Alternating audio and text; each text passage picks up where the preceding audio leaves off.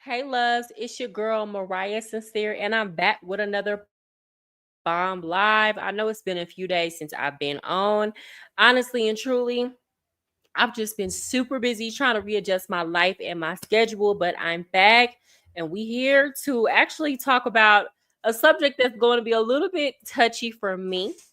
We're going to talk about the Lauren London and Diddy connection. I honestly don't like that I have to talk about this because I love me some Lauren London. Like, that is my girl.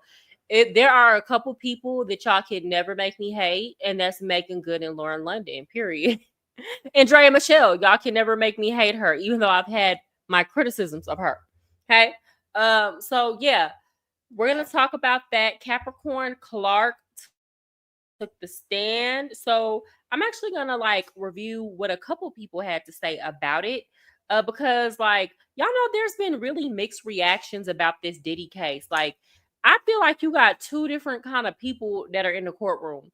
I feel like you have people who understand what Rico is so they can see it. And then you have people who were like, every time they hear about Diddy laying his hands on somebody, they go to this is just a DB case. And it's like, yeah, but are you not paying attention to the transactions that are being made here? Or like how this relates to how he interacted with his employees and the whole forced labor claims. Like this man has so many charges on him. Like to just say it's a DB case at this point is wow. Like to continue to keep saying that is crazy, especially when you can just easily research the law. What's up, Olivia? Okay, let me find out. It's ladies now. Oh, Binky. Okay, we got Olivia. We got Cha Cha. We got Binky. Let me find out. It's a ladies' night. What's up? Okay, what's up, Splendor 64? Hello. I think you're new here. It's good to see you. Thank you for pulling up. People are being intentionally obtuse and willfully ignorant. Y'all, willfully ignorant. Y'all, this case have really changed my mind about a lot of people. I'm not gonna hold you. And I'm a person who I don't like mind people disagreeing with me, but like don't be stupid. Like don't be willingly stupid. Right? Like don't do that. If you're gonna disagree with somebody, like let's disagree on the facts. Like at this point, if you're still asking why didn't Cassie leave when you can literally there are court transcripts, there are people who are there who are reporting on it when she like listed out a lot of reasons why, including being under, threat of being unalived, being signed to a 10 album contract. Like there are so many reasons. So it's like to keep saying those kind of things at this point, you just want to discredit the victims. And like that leads me to wonder what's wrong with you that you feel such a strong need to discredit the victims. Why do you identify with the victimizer that much? Because to me, that's what's really going on. Yes, it's ladies' night. I'm glad y'all are here. People are being dense AF about why she didn't just leave. Like, let's stop playing. Girl, they saying that like they don't come home and complain about their job every day but won't get up and quit. And all they boss, like, and this is just a regular job, all they boss did was get on their nerve. And you scared to leave that boss of yours, right? Because you go home and you get to thinking, I gotta pay this light bill, gotta pay the rent, my kids need school uniforms. Like you go home and you get to thinking about that kind of stuff, and then you be like, yep, I'm gonna go to work and let this man or woman talk to me any kind of way tomorrow. Like, let's stop playing. Exactly what I was thinking. Like, let's stop being obtuse at this point. Like, let's stop. So, yes, this, like, again, I don't mind people disagreeing with me. Y'all been on my channel. I let people disagree with me all the time. But, like, a lot of this is not adding up, it's not making sense. Honestly and truly, I've said this before. And again, a lot of people might feel a way about me saying this, but I see this type of behavior happening in one community, like only. Because again, when you go over to the white folks YouTube channel, they're like, oh my God, I can't believe did that, right? They're not over here having like you might see one or two comments being thrown in. It's not like when you go to the shade room or if you go to like our media sites, our more mainstream media sites, where you see a clear split and divide. Like you see half of the people that are like, oh my God, he's a monster. And half of the people, men and women, who were like, well, why didn't she leave? It's like, it's y'all, this case should reveal to us that something is not right. And I hate to say that because I love my people. I love my people. Y'all know my mom's side of the family is black. That's the side I was raised on. I love my family. I love my cousins. I love I really, really do. But something ain't right. I'm sorry. And I'm going to say this until we understand it so that we can call it out. This is not normal behavior. It's not socially acceptable behavior. People look at us when we behave this way publicly and be like, something is not right. And they're not going to say it to you. They just going to get the F from around you. I'm just telling the truth. Just telling the truth. We got to stop doing this. I wanted to talk about the whole Megan Thee Stallion situation because that's getting on my nerves too. That's really getting on my nerves. These media games, that's getting on my nerves. And I see Diddy doing the same thing. I see him paying off these social media sites. If you notice, there are certain social media sites that they always have to have a bias or they can never just come with the facts. They might put like a half truth in there, but they add some sauce or put a spin on it. The shade room is the feds, in my opinion. Okay. But you can clearly tell a lot of these social media sites are intentionally trying to make these women seem like scallywags. And this man who had a harem of women seemed like he was getting played and that these women were doing him dirty. Like, come on. It's true. Our community does not look out for victims, men and women alike. It's gross, girl. This goes all the way back to the time where we had the saying, what goes on in this house stays in this house. This goes all the way back to the time where the family would know that your uncle or cousin wasn't right. And they would tell you stay away from him at the cookout, but you were just expected to go be around this person versus the family being like, he just can't come around us. Like he excommunicated from the family. The kids have to learn how to mind themselves around the predator. That's what it sounds like to me.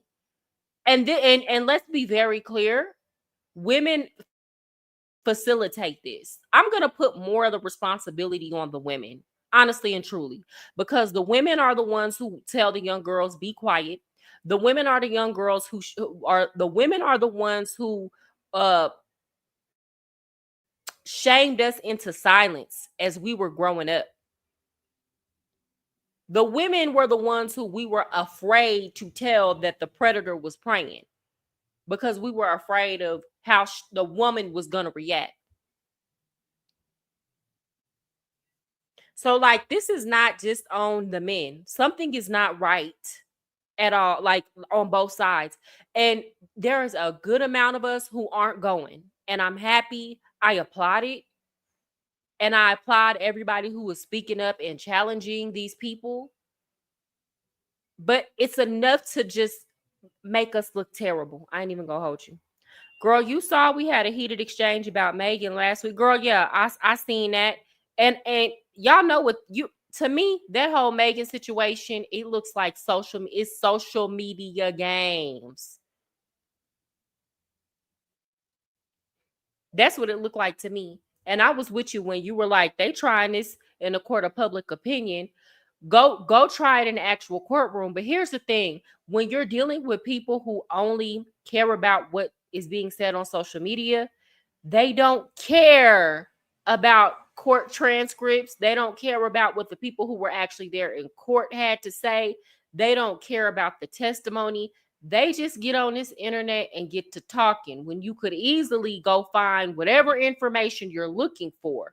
But if you already coming into it like these women ain't ish, then you are gonna go with whoever is spinning the narrative that the woman is lying or whatnot. Do I think it's a complicated situation? Do I think we know all the facts in that situation? No, but what I will say is there was enough evidence to where a jury decided to convict that man. Child, my mama calling me about Kaya and T.S. Madison when I'm trying to be in the live with the gang. Not your mama calling you about Kaya and T.S. Madison. She funny. Yes, y'all like the video. Okay. I'm gonna get straight into the topic of conversation. First, we gotta talk about Miss Lauren London. I love Lauren London. Like, I have been, I don't know, I guess y'all know since ATL. First of all, she is like a one of a kind beauty. So I am not at all putting myself up there with Lauren London. But I remember like growing up in the South, and where I was from, it was really segregated. We didn't have a lot of like interracial couples. So like I always was one of the only few biracial people, you know what I'm saying? Like in the area that I was in, and then I grew up in the hood. So when I seen Lauren London on ATL, I was like, oh my God, you feel me? Like, and I just, even though it turned out she was a suburban chick at the end, it was just her whole personality. And you could really tell Lauren got some nunu in her for real. Okay. So like I've always loved her energy. I've always loved her spirit. I remember when Nip passed away, you know, when he got unalive, I remember being really upset at the time that people were trying to say that Lauren basically kind of set him up. There were people back then who were saying that Lauren was connected to Diddy and Diddy had something to do with Nip's unaliving. And to me at the time, that just sounded crazy. A lot of people back then, when he passed away, were saying that Diddy sicked Lauren on Nip, right? Now with that said, I don't know. I feel like it's a situation where you had Nip in the hood, so it's like you got money and you already kind of exposing yourself to elements that you don't need to be around just for the sake of trying to keep it real. I'm gonna be honest, like just like Young Dolph. Y'all remember Young Dolph? Okay, he got unalive in his old hood, but guess who orchestrated it? We already know, Gotti, allegedly. So it's to the point where like the hood is the easiest place. If somebody wants to set you up and take you up out of here, the hood is the easiest place for them to do it because it's so easy to make it look like it was a hater or a robbery or anything, you know, like anything could pop off in the hood. Versus if you stay in a nice, safe neighborhood, it's harder for them to put a hit out on you, right? With that said, at that time, I'm like, no, there's no way. Lauren loved that man, you know? Um, and then I started kind of like paying attention. I'm like, well, Lauren London and Cassie were best friends. And for whatever reason, have y'all seen Lauren and Cassie hanging out anymore? Because it seems like ever since Cassie tried to get away from the industry for whatever reason, her and Lauren are not as close, or we don't see them as much. That doesn't mean they're not still friends, but we used to see them out and about more. And it kind of seems like if y'all were best friends, that friendship would still be. But also, I think another thing that happened that was really weird is that after, you know, Lauren, after Nip passed away, and by this time Cassie had broke up with Diddy and was kind of like moving on with Alex Fine. You have Lauren taking a picture. I'm gonna put a picture up. You have Lauren taking a picture with Diddy. But my whole thing is if they were best friends, Lauren knew that Diddy was like whipping on her. So, like, if it's my best friend, I'm not about to still be friend. First of all, I'm gonna be every time I see him lay hands and feet on you in front of me, I'm jumping in. We finna be jumping him, girl. And I'm definitely not about to hang out with him anymore. You feel me? So that is weird. Hi, Will's Tumbling. What's up? Good to see you. Girl, Lauren has been very quiet. I just watched a video about them last night. Girl, I'm gonna play these TikToks, but I want to pull up this picture of of Lauren London and P. Diddy. Again, this was taken after Nip's transition. And when did Nip transition? In 2018. That is when Cassie left Diddy and got with Alex Fine. So it's like all this stuff was kind of going on at the same time. Now, y'all know that Diddy co-produced on Victory Lap, which was Nip's first like studio album. And to be honest, Nip don't seem like the type of dude that will rock with a dude like Diddy. So honestly and truly, I don't even think he knew the full extent to what Diddy was out here doing, which might have been a reason why he had to go. Who knows? Again, this is all speculation. This is all speculation. Okay, let me pull these pictures up. First of all, ooh, I gotta show this one.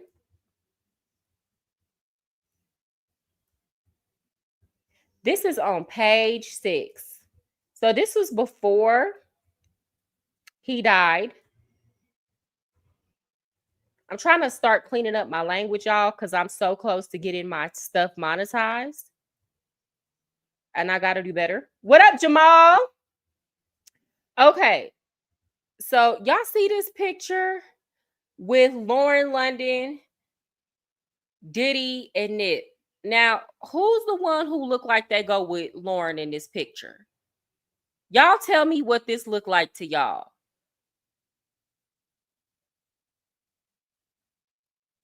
Now, again, at this time, we all knew Lauren belonged to Nip. Yes. But what did this picture kind of look a little bit weird? He's a little too comfortable to me. And maybe it was a situation where because they're men, Nipsey ain't want to be the one. All I don't know. I don't know. This is weird to me. Nip looks so uncomfortable. Yeah, I don't like it. And this could just be because of what I know now. Maybe I'm looking into it too much. Okay, but I'm going to show y'all another picture though.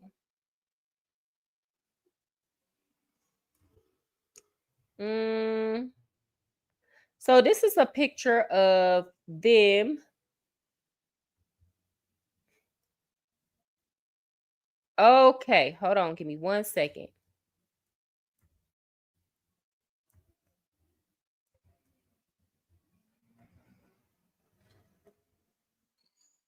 What? Okay. So this is a picture of them. And this website is called, what is it called? Linda Ikeji blog. Okay. Anyway, so this was the one that was posted after Nip had already passed. So if y'all see Diddy's behind her looking like he's checking out her behind.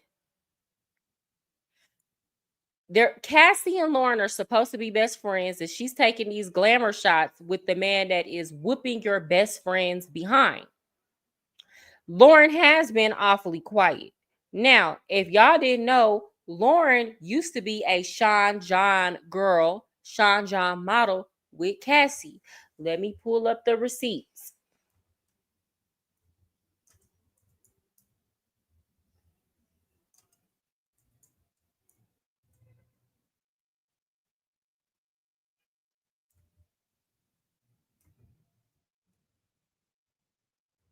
I don't know if y'all can see this picture right here. I need to, let me see if I can zoom in on it.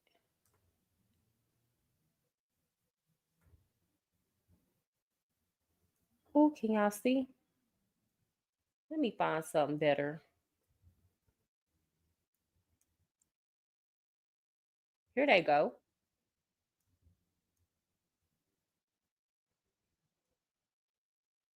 Did y'all see them in their little Sean John outfits?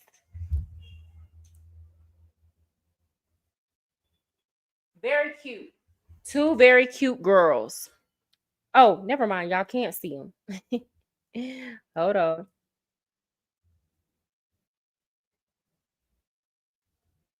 Here we go. Okay. So we got Lauren and Cassie again when they're young. So this was a while ago. So they supposedly been friends for years. Now, here's my thing. I think it would be very naive to think that Lauren and Diddy never did anything at this point. And I hate to say that. I hate to say it that way because you got to think about it. Did he want what he want? Lauren London has been like, for in terms of her beauty, she has been idolized within the African American and rap community. She's like a staple. Uh Lauren London, Megan Good, like those are like the top two, right? So for you to think that Lauren London was around Diddy for all those years and like just for the sake of him having bragging rights, he never at least tried anything with her, then I think that is not even foolish. But then we also got to look at it like this. Look at how he treats his employees.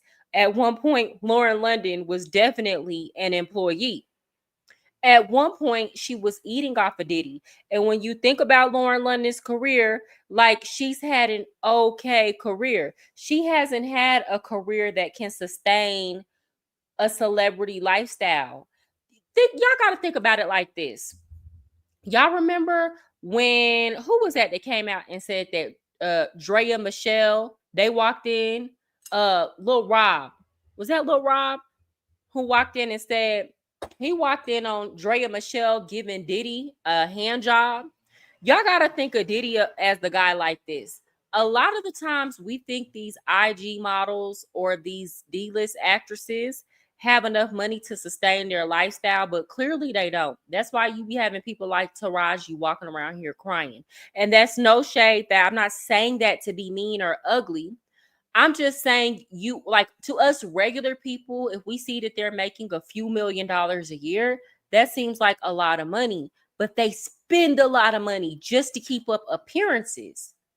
So to me, it seemed like Diddy was the dude that you could run to if you were willing to do something strange for a little piece of change. But here's the problem with that. Once he gets you on tape, he got your ass for life. You might not even know he got you on tape. Give me a second, y'all. Hey, Sheba.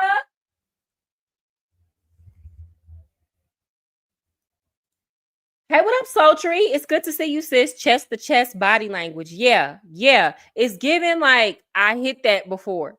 And Diddy definitely turns out Lauren London, and For No Fame Ben said that. He's been said that. It's a couple of other people. And y'all gotta remember, again, I don't want to like bash Lauren London because I feel like she's been trying to distance herself from that as of lately. Like even before the whole Fed shakedown. I feel like she's really has went on a genuine spiritual journey. Actually, I know somebody who personally knows Lauren London, and like that person even told me that she's like, she grew up kind of like in a tumultuous single parent household, and that she's like struggled with her weight and her self-esteem. That's the thing. A lot of people think because somebody is that gorgeous that they don't have self-esteem issues, and people don't understand how a Lauren London or a Cassie can get got. But y'all got to understand, like, when you put women that look like that, Lauren London, Cassie, I wouldn't be surprised if some people had their way with Megan Good. When you put them around these simple-minded dudes who ain't never had nothing like that before until they got some money, like these men will destroy those type of women. And if you think that Lauren London would never lay with Diddy, let's not remember she laid with Lil Wayne at one point willingly and had a baby by him. And that doesn't take away from who she is as a woman to me, but like we gotta think of this in terms of she came into that industry really really young, and she's just like Cassie. She grew up in that industry. Give me a second. Oh, I need to pull this closer to me. Y'all give me a minute.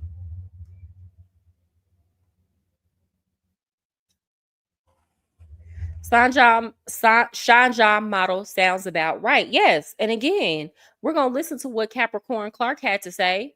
He treated his employees bad. Lauren was an employee. I'm kind of delayed on this live. I never thought that deeply about the Lauren Cassie and Diddy connection. Me either. Because honestly, it doesn't look crazy. I just saw two pretty girls that were friends, right? But then when I really get to thinking about the things that transpired when Cassie was in the process of leaving Diddy, and then everybody coming out that was her friends saying they knew what Diddy was doing to Cassie, and then Lauren still kind of maintaining connections with him after Nick passed away and after Cassie left him. It's kind of like, what was going on, sis? Did you need his money to make it for a while? Because again, she's had some movies come out since then, but nothing to sustain a Hollywood lifestyle. And these movies are not paying the way that they were. And Lauren London has never been an A-list actress. I'm not knocking her beauty. I'm not knocking her talent. I'm just saying what it truly is. Again, I if it were up to me, I would just be ignoring this and not talking about it. But her name got brought up by Capricorn Clark today. I ignored it when people brought it. I was like, "Oh, this is horrible." When people were bringing it up right after, Nip passed, I was like, "They're crazy." She was in love with that man, and I still think she genuinely was in love with that man. That doesn't mean it could have been a situation where Diddy sicked her on Nip and she really fell in love, or she didn't know the whole plot. She didn't know what was really about to go down. So again, I don't know. What up, Sheba? Good to see you, sis. Girl, Capricorn's testimony was really the one. She told it all. Yes. Oh, we're gonna get into it. That Capricorn testimony was earth shattering. Defense couldn't really do much. They had much more to chew on with Cassie. Baby, I thought I heard it all when Cassie's mother said that Diddy extorted her for that $20,000. And not only did she say it happened, but they had proof and bank statements. And Diddy had them send the money to his bad boy account. And whoever thinks this man is not going to jail on RICO charges and that this is just a DV case at this point, you are crazy. You are out of your mind. You don't know the law, nor do you care to learn it. This too much. Listen, I absolutely can't believe Lauren messed with Diddy. I can tell she is vulnerable. Yeah, she seems like a very sensitive girl. She seems very sensitive. Lauren, you know what Lauren strikes me as? She's so pretty that I feel like she's always kind of had to prove to other people that she's down to earth. So a lot of the times, having that kind of complex will make you go for things that you really shouldn't go for because you're trying to prove to people that you're not stuck up. You're trying to prove to people that you're cool, and that works against you, honestly and truly. Lauren London had a baby by and a baby by I don't know if I can say these words, but yeah, she did. Because Nipsey was definitely cheating on her with IG models back in the day. See, I didn't know that. I heard about the baby mom. I knew they broke up at one point. I did not know, girl. We're gonna have to talk about that. These people are all connected. The STDs, STIs that are being passed around, no facts. No facts. Because I don't know how long Diddy had that hurt, allegedly. But we know he gave some to Cassie that she can't get rid of. They were doing them freak offs. Then if Diddy was messing with, y'all got to think about it. If Diddy was messing with Lauren, and then not just that, forget Diddy, Lauren at one point was sleeping with Lil Wayne. And like we know all the women he slept with and all the kids he had. And it's like, yes, they are just passing STDs around. A lot of these people probably got stuff that they can't get rid of. They are all connected, and Lauren has never had consistent work. And that's what I'm saying. When the work is not consistent and you have a lifestyle to keep up, eventually you're either going to be pushed out of the industry or you're going to have to do some questionable things just to stay there. A man always took care of her, always. Yeah. Just like in the 90s and 2000s, everybody was connected and bust open, not bust open. Capricorn's testimony was good. Extortion was proven and bribery was proven. Yeah.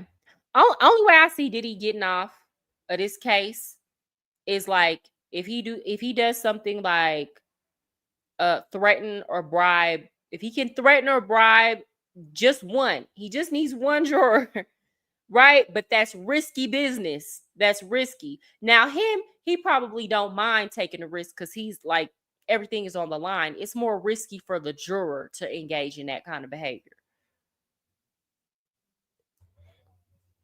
I really think Cap kept going back to work for him because they had a trauma bond.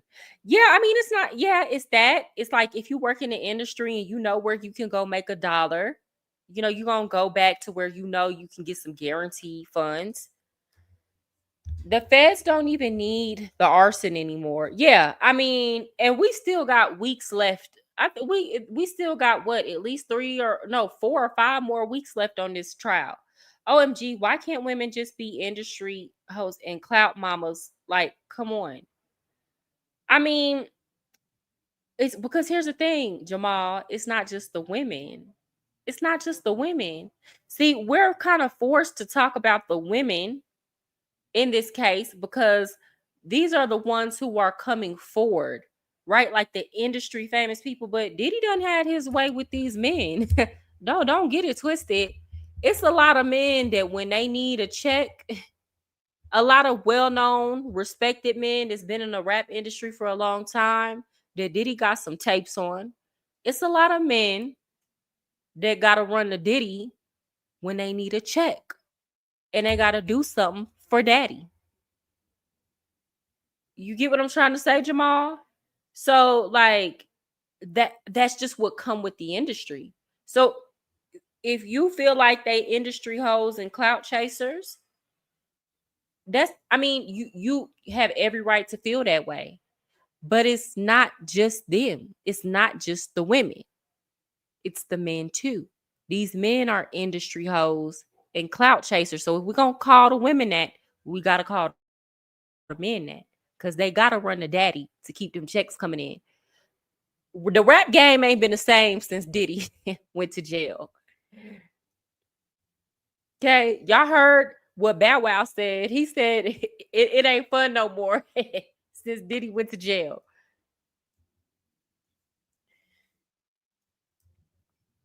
Today's craziest info was the orphanage in Kazakhstan that Diddy visited. Oh, they be going to these orphanages and doing all kind of crazy stuff to these kids. We could get into that on a whole nother episode. Yes, it's believable. I never tied Miss Lauren with Mr. Combs. Yeah, me either. Like even when I saw that picture come out, I never really just sat and thought about it because the thing about Lauren is she has such a likable personality. So you don't sit up and think about these things really. But like you gotta like now it's to the point where it's in our face, right? And then you have to think about how you would react towards a man who treated your best friend like that for years. If they were best friends. Recycling bad spirits through activities. Yes. Wayne was with everyone, including Superhead, who was with everyone. It's too much swapping happening. Yes. And I thought about that. I did think about Superhead. Now, let me tell you something. I love me some Karen Steffen. I think now she goes by Elizabeth Ovalstead or something like that. I love me some her. I love me some her. I still want Lorianne to talk, but I know that won't happen. It's so many people that could probably say some things that are keeping quiet. Okay, let me pull up some TikToks. I gotta get to this. So here's hold on. I'm gonna pull up something that Wack said that I didn't like that he said it at the time, but I'm not even gonna hold you. Wack 100, he's starting to make a little bit of sense. Diddy up there wilding. Yeah. He finna let people know he was hitting Nip baby mama. You see it's coming out. Because, you know, Cassie and her was best friends. So when a playing like the way Diddy playing, this is real shit. My woman right there. You think if Diddy told Cassie, make that happen with Laura, it wasn't going to happen? We all know one thing Wack 100 know how to do is how to stir shit up. Now, I don't know. I can't really go for Diddy was smashing Lauren London. But if it come out that he was, bro, that they had a real fling, oh man, bro, that's gonna turn the internet up, bro. That's gonna turn the internet up. That's crazy. But then again, you can never put nothing past this dude Diddy, bro. That dude was all in all type of weird ass shit. But if he was born in Lauren London, though, damn, that'd be crazy. Diddy up there wilding. Yeah. He finna let people know he was. I think we don't want to believe it because of how pretty she is and how she comports herself, right? But like, let's take the blinders off of here. Let's try to see the situation for what it's more likely to possibly be. Y'all, excuse the setup and lighting. I apologize, but I had to bring you guys this information about the Diddy trial. So let me tell you. So yesterday I had posted a video. Was it yesterday? I think it was yesterday. I had posted a video and I was saying that there were rumors that Lauren London may be mentioned or may even be brought to testify in this Diddy trial. But as I said in that video as well, that's my girl. I rock with her. I feel like she is like super classy. I do not see her doing and being a part of none of this. But I can't be foolish and put nothing past someone I clearly don't know. So why today? Mind you. I mean, what does classy really have to do with it? I mean, y'all, there are women who look like, you know, Norwegian supermodels who go to Dubai and who are beautiful, who wear the most like stunning outfits and like they're pretty from head to toe, like flawless perfection, and they're only around rich men and rich activities. That's it. And like these are the same women who are letting these men in Dubai, you know, use the restroom in their mouth. You have to understand. And again, this is not to say that women that live in poverty don't do this, because they do this as well. A lot of the times these beautiful women that go around these wealthy men like that come from poverty, right? But you have to understand, once you get used to a certain lifestyle and you decide that you have to maintain that lifestyle and that you're willing to do anything to maintain it, the more likely you are to engage in the most dirtiest activities. So like being classy don't have nothing to do with it. Often the women that have like that are classy and have the most proximity to wealth are doing some of the most dirtiest things to satisfy these men that have the money and the power. And that's why I always, y'all know I used to work in a club, but I always train myself to not get addicted to or participate in the lifestyle, right? Because I would see many girls who they would come in there and they would get used to making a certain amount of money. And then if they came in a club and it was a bad or a slow night, they didn't know how to take the L. Because one thing that people don't know about dancing is that it takes money to make money. You got to think about it like this. This is kind of the same thing with these actresses, but just like on a smaller scale, right? In order for you, a lot of girls would pay $45 to $90 a night to get their makeup done, right? Then them outfits that you wear to the club, they gonna cost you minimum 60, maximum 200. That's not including the shoes. If you include those boots that they wear, that's gonna cost anywhere from $90 to $300, right? So let's say you went and bought you an outfit, got your hair done, brought you a brand new outfit with a pair of shoes and got your makeup done. And on top of that, you paid your house fee to work, because people don't know this. Dancers have to pay to go into work. It's not free to go work. The club gets their money from you off the top. Then you got to tip the DJ and the house mom. It's nothing. It's nothing for a dancer to spend $500 of her own money before she make $1. Now, if you're smart, you go bargain shop and you do your own makeup and you wear your own hair. But even that girl, a lot of the times is going to come up off of $200 to work before she even made $1. And not every night is good. Sometimes you leave a club and you lost, right? But here's the thing. When you have girls who are buying luxury cars, and then you got girls that are buying you got to have a 20-inch bust down, right? When you got girls who are buying Gucci and Chanel and everything name brand, and they're going out partying and drinking and all that, and then on top of that, they want the apartment downtown. Though all of those girls who live like that had to sell cat to maintain. They didn't know how. Me, I stayed in my apartment that cost $1,200 a month the entire time. I drove an old Ford Explorer. I didn't buy any Gucci, Chanel, or Prada. I did my own makeup and I wore my own hair. And the only thing I would put in my head is some Caricorn braids. And I knew how to do them myself most of the time. So I could take a $200 loss and not be worried about, oh my gosh, how am I going to pay for my $2,500 apartment in downtown? Or how am I going to keep up the note on my Benz? My car ain't had no car note. Is that old? Right?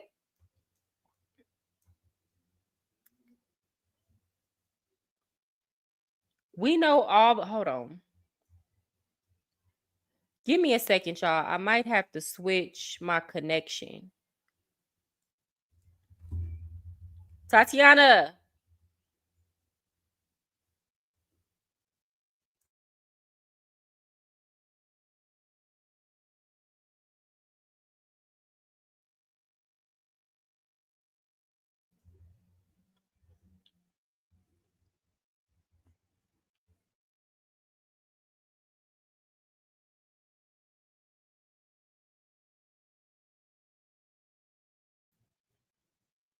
Okay, guys, I think my connection is tripping right now, but I think it'll be okay. So,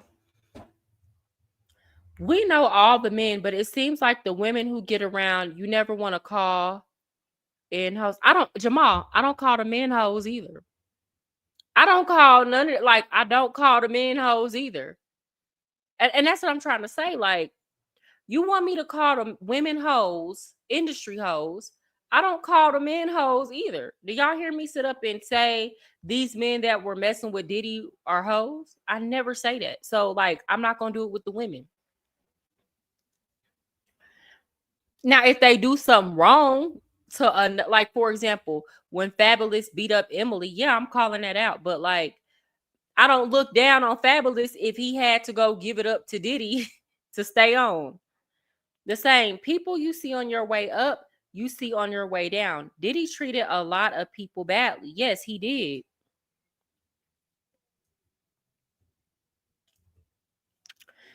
Binky, Michael Bivins held her so Diddy could attack her with a chair. What? MTV needs to be on trial as well for all the crimes and the BS they covered up for Diddy. Wow. Y'all, how was my connection? Y'all let me know. Somebody, y'all put a 1 in the chat. Hey, what up, GMS? Where's Nicole? I didn't see her. Y'all put a 1 in the chat if y'all could still hear me. You don't call a man a hoe. Men play offense and women play defense. Jamal, hold on. Ooh. What's the difference between a rapper putting Diddy's Tootsie Roll in his mouth and Cassie putting Diddy's Tootsie Roll in his mouth? What's the difference? Because that's what I'm referring to here. That's what I'm referring to here. What's the difference? What's the difference? What makes Cassie an industry hoe? Because she was freaking off with Diddy when these men had to go freak off with Diddy too. That's why they quiet and ain't said nothing. But we been known. We been heard the rumors.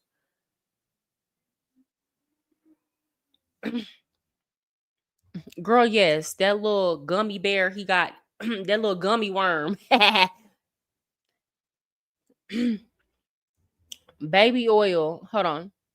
I feel like Roger Bonds is a bit disingenuous and acting beyond brand not. Yeah, like come on. Well, in that case, it's actually worse for the men. The men doing it looks way worse. I don't think it's worse that the men did it. Y'all got to think about stuff like this. And let's put aside, you know, us being disgusted at the thought of two men, getting it on, and if I have any homosexual subscribers, I support your rights. I believe you should get married and all that. Like, don't come for me. But I've said this before. The thought of two men getting it on turns my stomach. I don't want to think about that. But I support your right to go be with your man. You feel me? If that makes sense. But like, um, y'all got to think about it like this. In this court, it has been proven that Diddy could, in careers, and he could exert an extreme amount of force and power.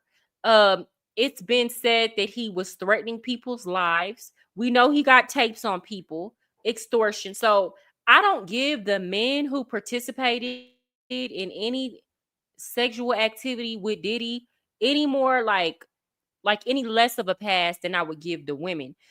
Are there some men who probably liked it? Yes.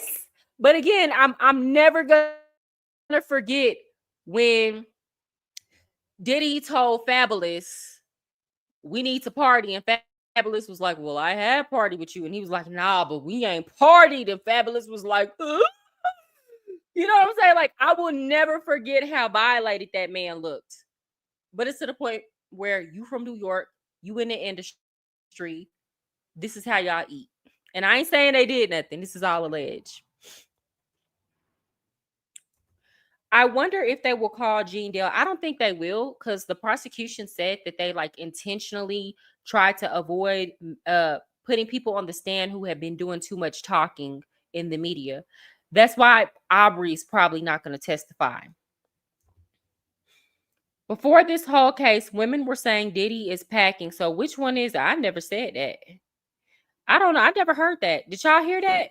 I don't care. I don't like Diddy, but it seems like everything about him is bad. Before everything he did was good, even when people, I never said, I've been hearing for a long time that Diddy is a weirdo. So I feel like even before the feds ran down on him, the internet streets had kind of turned on him. Like even before Cassie came out, you had Tasha K who was out here speaking out, like Wendy Williams had already put a whole bunch of stuff in the air. So I think before though, a lot of people didn't know what he was doing. Jamal, no woman said that. I never heard nobody say that. Superhead said he was average. She was probably being polite. I said the same thing. Everybody in the building tonight. I know that's right. Gene Deal ain't been with Diddy no time recently. They can't use him. That's probably true. Okay, I had another video that I wanted to show, and then we're gonna get into Capricorn Clark's testimony. Y'all, excuse the Whose setup and video lighting. do y'all hold on? But I had to bring. Whose video do y'all want me to share? Do y'all want me to review Capricorn Clark's or Armand Wiggins? Not Capricorn Clark's, Tisa or Armand? Because they kind of be having different perspectives. I tend to skew towards wanting to watch a Tisa video to review the information that was put out there. But we can do Armand.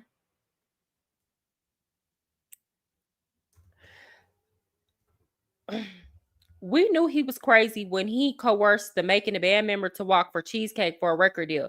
Yeah, I think that's when people kind of started looking at him a little bit weird, but we still didn't know to the extent, you know. But we seen then and there he had a little Joe Jackson in him at the very least. And narrated. Armand is the bomb. Okay, I'm gonna pull up what Armand had to say. Tisa gets too distracted most of the time. Love her though. Yeah, she, you know, because she's going to shout out the people who give her super chats, and I love it. I love that she love on the people that love her, and I totally get it. But then it be other things too. So yeah, for the sake of y'all, we're gonna watch what Armand had to say about it. Chronicle Speaks recap was very good too. Okay, I'm gonna have to look into that. As a matter of fact, let me try somebody different. Hold on.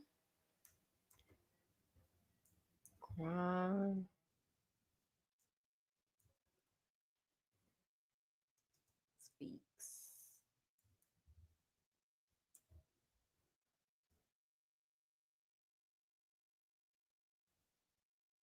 Okay. Because this AI does everything I need for one-time cost. Let me show you.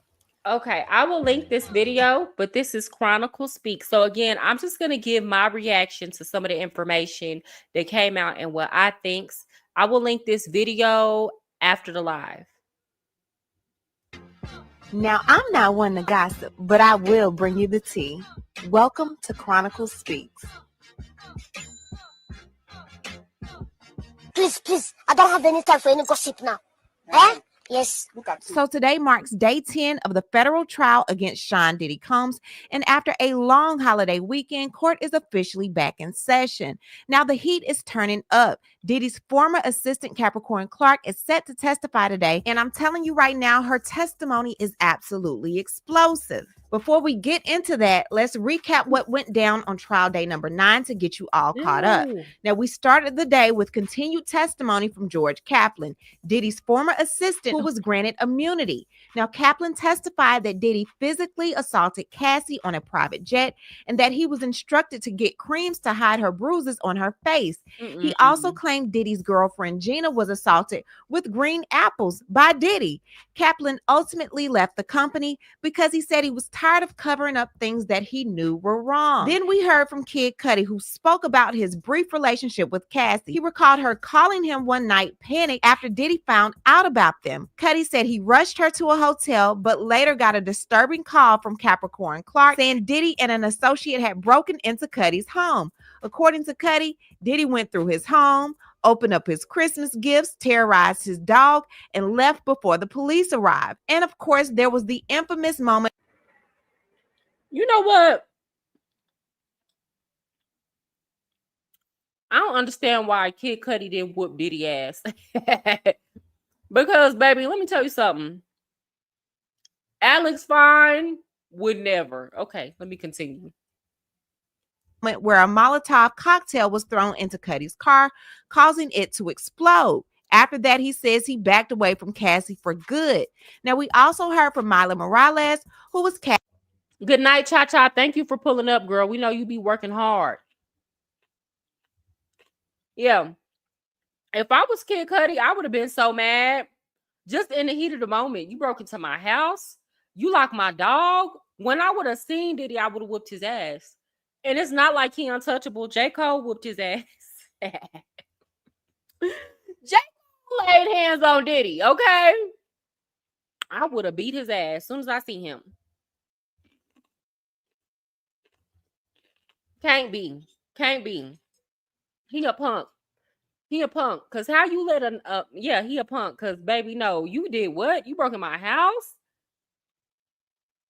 Then they said Kid Cudi was like, well, what about my car? When they were like together in the house, and he was like, what car? That would have been a moment I would have stole off on him.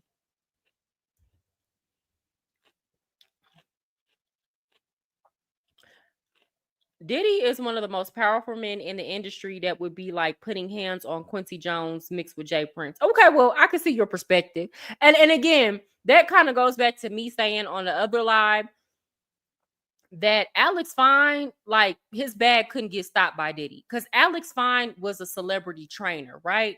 So if you were a black person, Diddy was a gatekeeper for you.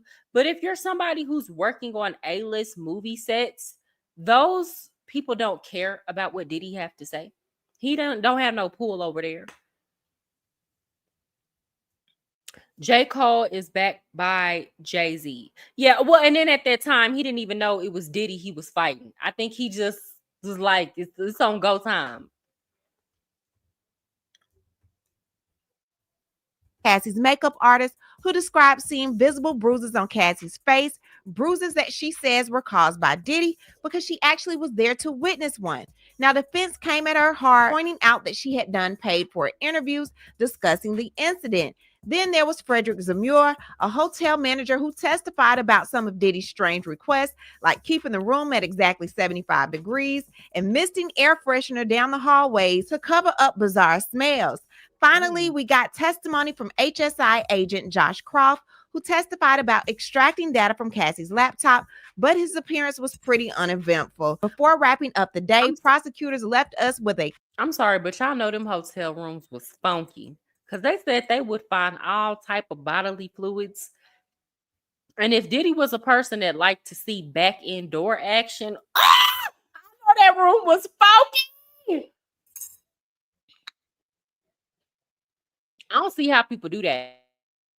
And I'm just talking about the men, because it's a lot of hetero relationships where people doing a lot of backdoor entrance. And baby, I don't see how y'all do that. I don't see how y'all do that, especially on a consistent basis. Like, I don't see how y'all do that. Okay. Let me stop. Cliffhanger. Caricorn Clark is the next to take the stand. And if you know anything about her connection to Diddy's inner circle, then you know Diddy was pressed the whole weekend. We are going to break down day number 10 and so much more. But before we do, please be sure to subscribe to this channel and hit the bell for notifications so you don't miss out on any news regarding this case and so much more. Now let's get back into it. So there was some motions being filed over the weekend. So the legal war between Sean Diddy Combs and the federal government is getting intense.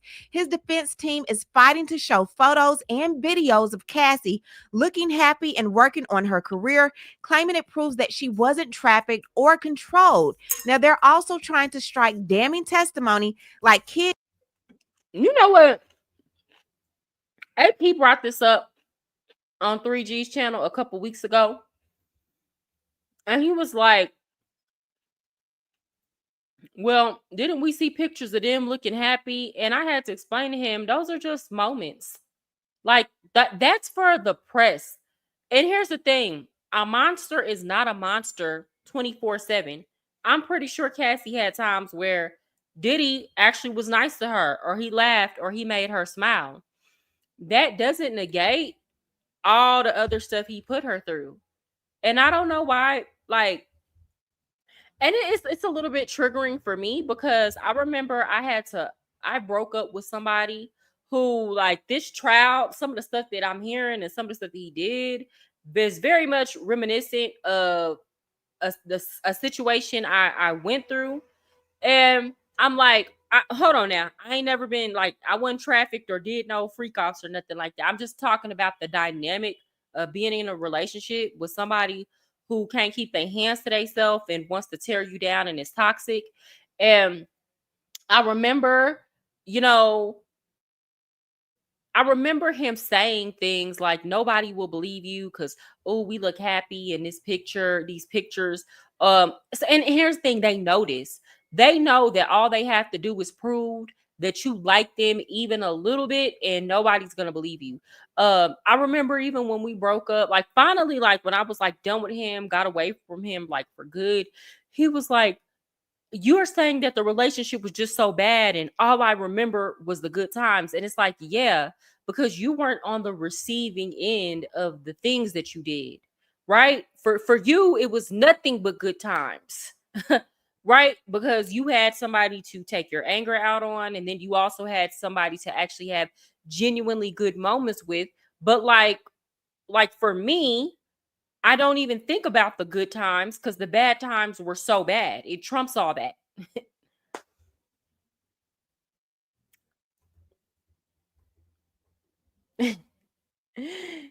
Girl,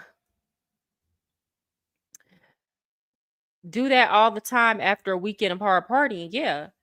Happy pics are propaganda for real. They don't show the full story. Yes, they're just moments. They're just moments. They're just moments where y'all got cute together. You might even be drunk. Y'all are looking cute and somebody takes a picture of you. Like, that is not the whole story. That's not real life. I know, but don't make it right. It's dysfunctional behavior, shaking my head. Yeah. That's the perfect way to put it. Propaganda is the perfect way to describe it. But like, unfortunately, if you are a victim of these sorts of circumstances, people will use that against you. And it's crazy. It's really strange to me how much people don't believe in nuance, how much weight social media holds to people. Honestly and true, it's very disturbing. Kid Cudi telling the jury that he believed Diddy was lying about the car bombing. At the same time, prosecutors are pushing back, saying that those photos don't prove consent and that Kid Cudi's statement should stand. And with the arson expert set to testify today about the Molotov cocktail used in the Porsche fire, the defense wanted to bring up the partial female DNA found on the bottle, but the government wants that blocked too, saying it's hearsay, it's incomplete, and could mislead the jury. Bottom line, both sides are fighting tooth and nail over what the jury is allowed to see and believe. The judge.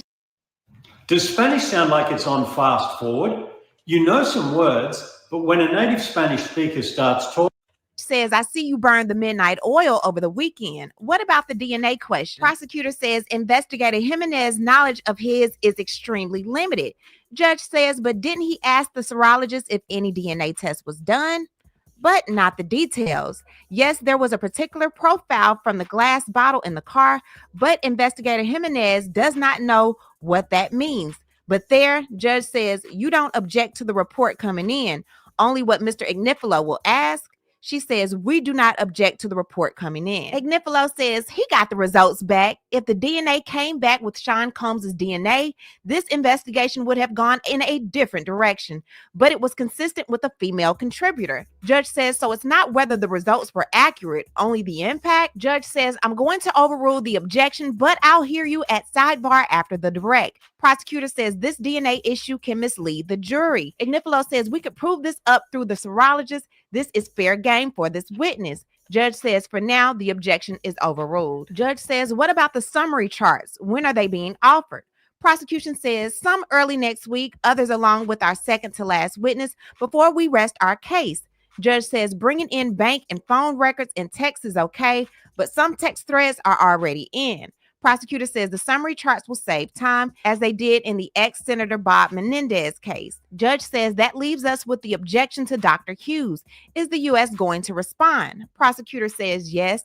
Judge says submit your response by tomorrow. Judge says now as to Mr. Mescudi's testimony, Mr. Kid Cudi, which seemed like an opinion, how is it admissible given the requirements of Rule 701?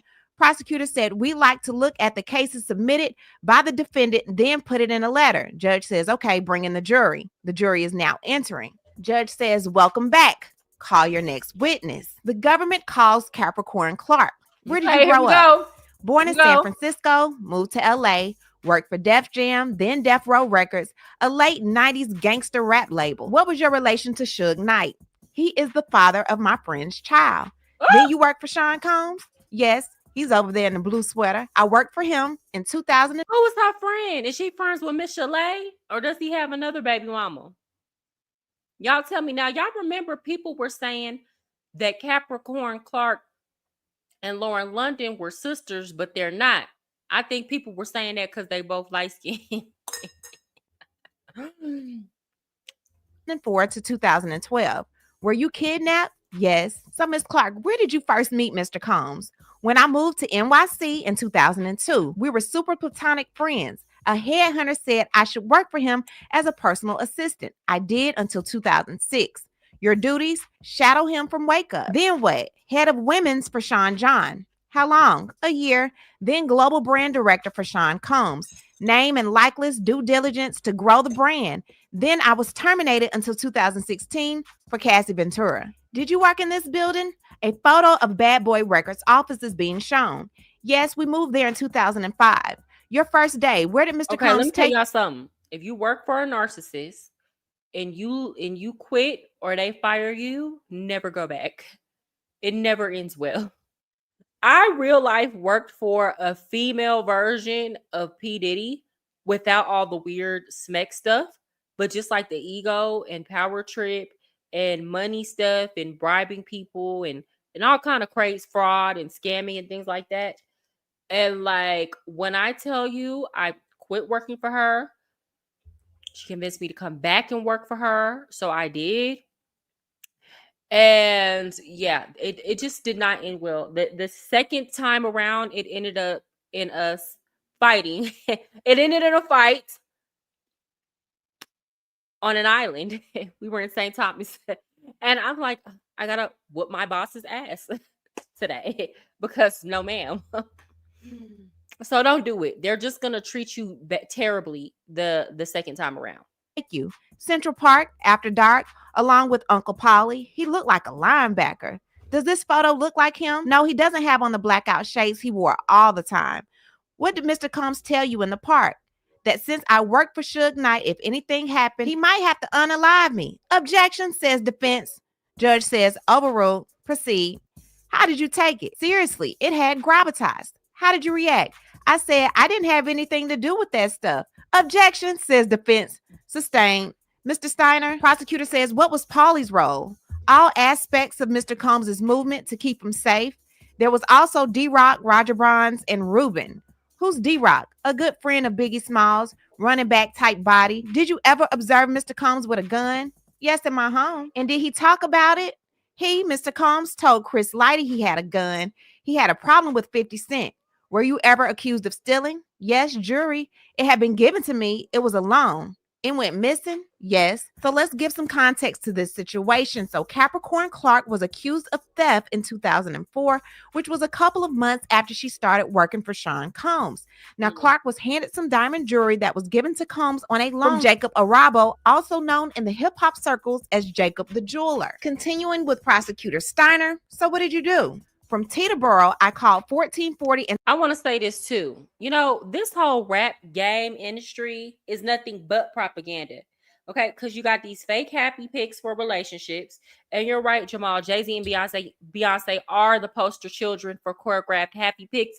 I knew that when I saw Solange going in on Jay-Z in that elevator. And then the next moment, we saw Beyonce walking out like did nothing happen, smiling.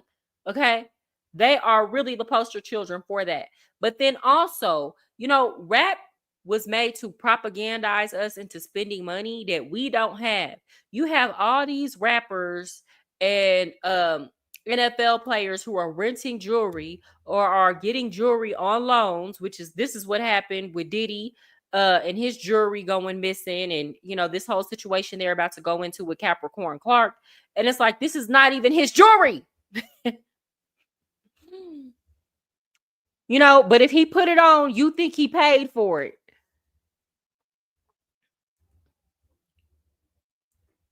I found it interesting also how he hired her with her having little to no experience, just high school education. People like that don't hire the most qualified to do the job. They hire people who they can control and people who will not tell. They hire minions. They don't hire competent people. They don't hire anybody who they think is going to speak up or buck the system or give an opinion. I'm not saying she wasn't good at what she did. I'm not saying that. I'm saying it was more important for her to be complicit than to be competent. And I've seen this play out. And you'd be like, what? That don't even make sense that they put this person in that because they don't even go together. I think he felt Kath would be easy to control because she lost her parents young and had a rough upbringing. That's why you got to be careful about what you tell people. You got to be careful about what you tell people. And I had to learn this. I had a dude, and this wasn't too long ago. This was like a couple years ago. And this was like when I learned my lesson for real, for real. Like, y'all remember when I made that video that I left my last bit of pick me in 2023? This was because I had a situation with a person where, and I'll take my responsibility, I opened up way too soon, thinking that this person was a good person. And what they tried to do was exploit my weaknesses. Now, luckily, this is just kind of how I'm built. I snap out of stuff very, very quickly, and I peep game very, very quickly. But, you know, I I get the sense that this person does this to other women and is able to have ongoing relationships with multiple other women at the same time because of these trauma bonds, and then feeling like he's the one that they can run to and open up to, even though he's not really a good person. So you got to be careful. A lot of times people will, and he asked, like, here's the thing. He asked, oh, well, what, like, these people will dig for this kind of information. So you have to be careful. And you're thinking like, okay, this person is interested in me and they want to genuinely connect. And that's one thing I have to always kind of guard myself with, because I think, you do kind of get used to being objectified. So when somebody seems genuinely interested in you, you're like, okay, finally, somebody who actually cares about me as a person, but the intentions are not always good.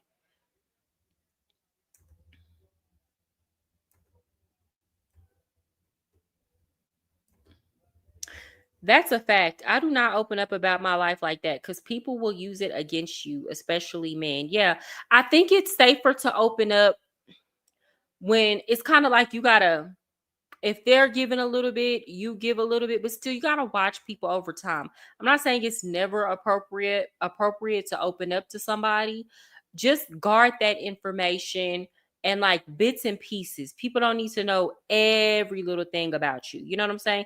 Especially stuff that you haven't healed from. Now, if you've healed from it, there's absolute, like, now, today, in 2025, I can come tell anybody whatever happened to me and nobody can use any of it against me.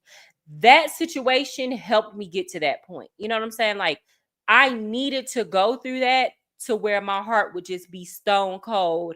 And now if you wanted to use it against me, you can't. If you wanted to try to emotionally manipulate me with it, you can't. Like, any weakness I had in regards to my past, that purged that completely. So I'm grateful that I went through it. But like, if you know that you're not over certain things, or you're still kind of really sensitive, or you're searching for love in all the wrong places, then yeah, it's not a good idea to share personal information about yourself with the wrong person, especially too quickly. But if you don't tell people, they don't understand you or how to treat you or notice when you're overwhelmed. That's the only thing. I mean, Jamal, like, I see where you're coming from. Um so there's two sides parts to that, right? Like, here's the thing. It's your responsibility to deal with your triggers.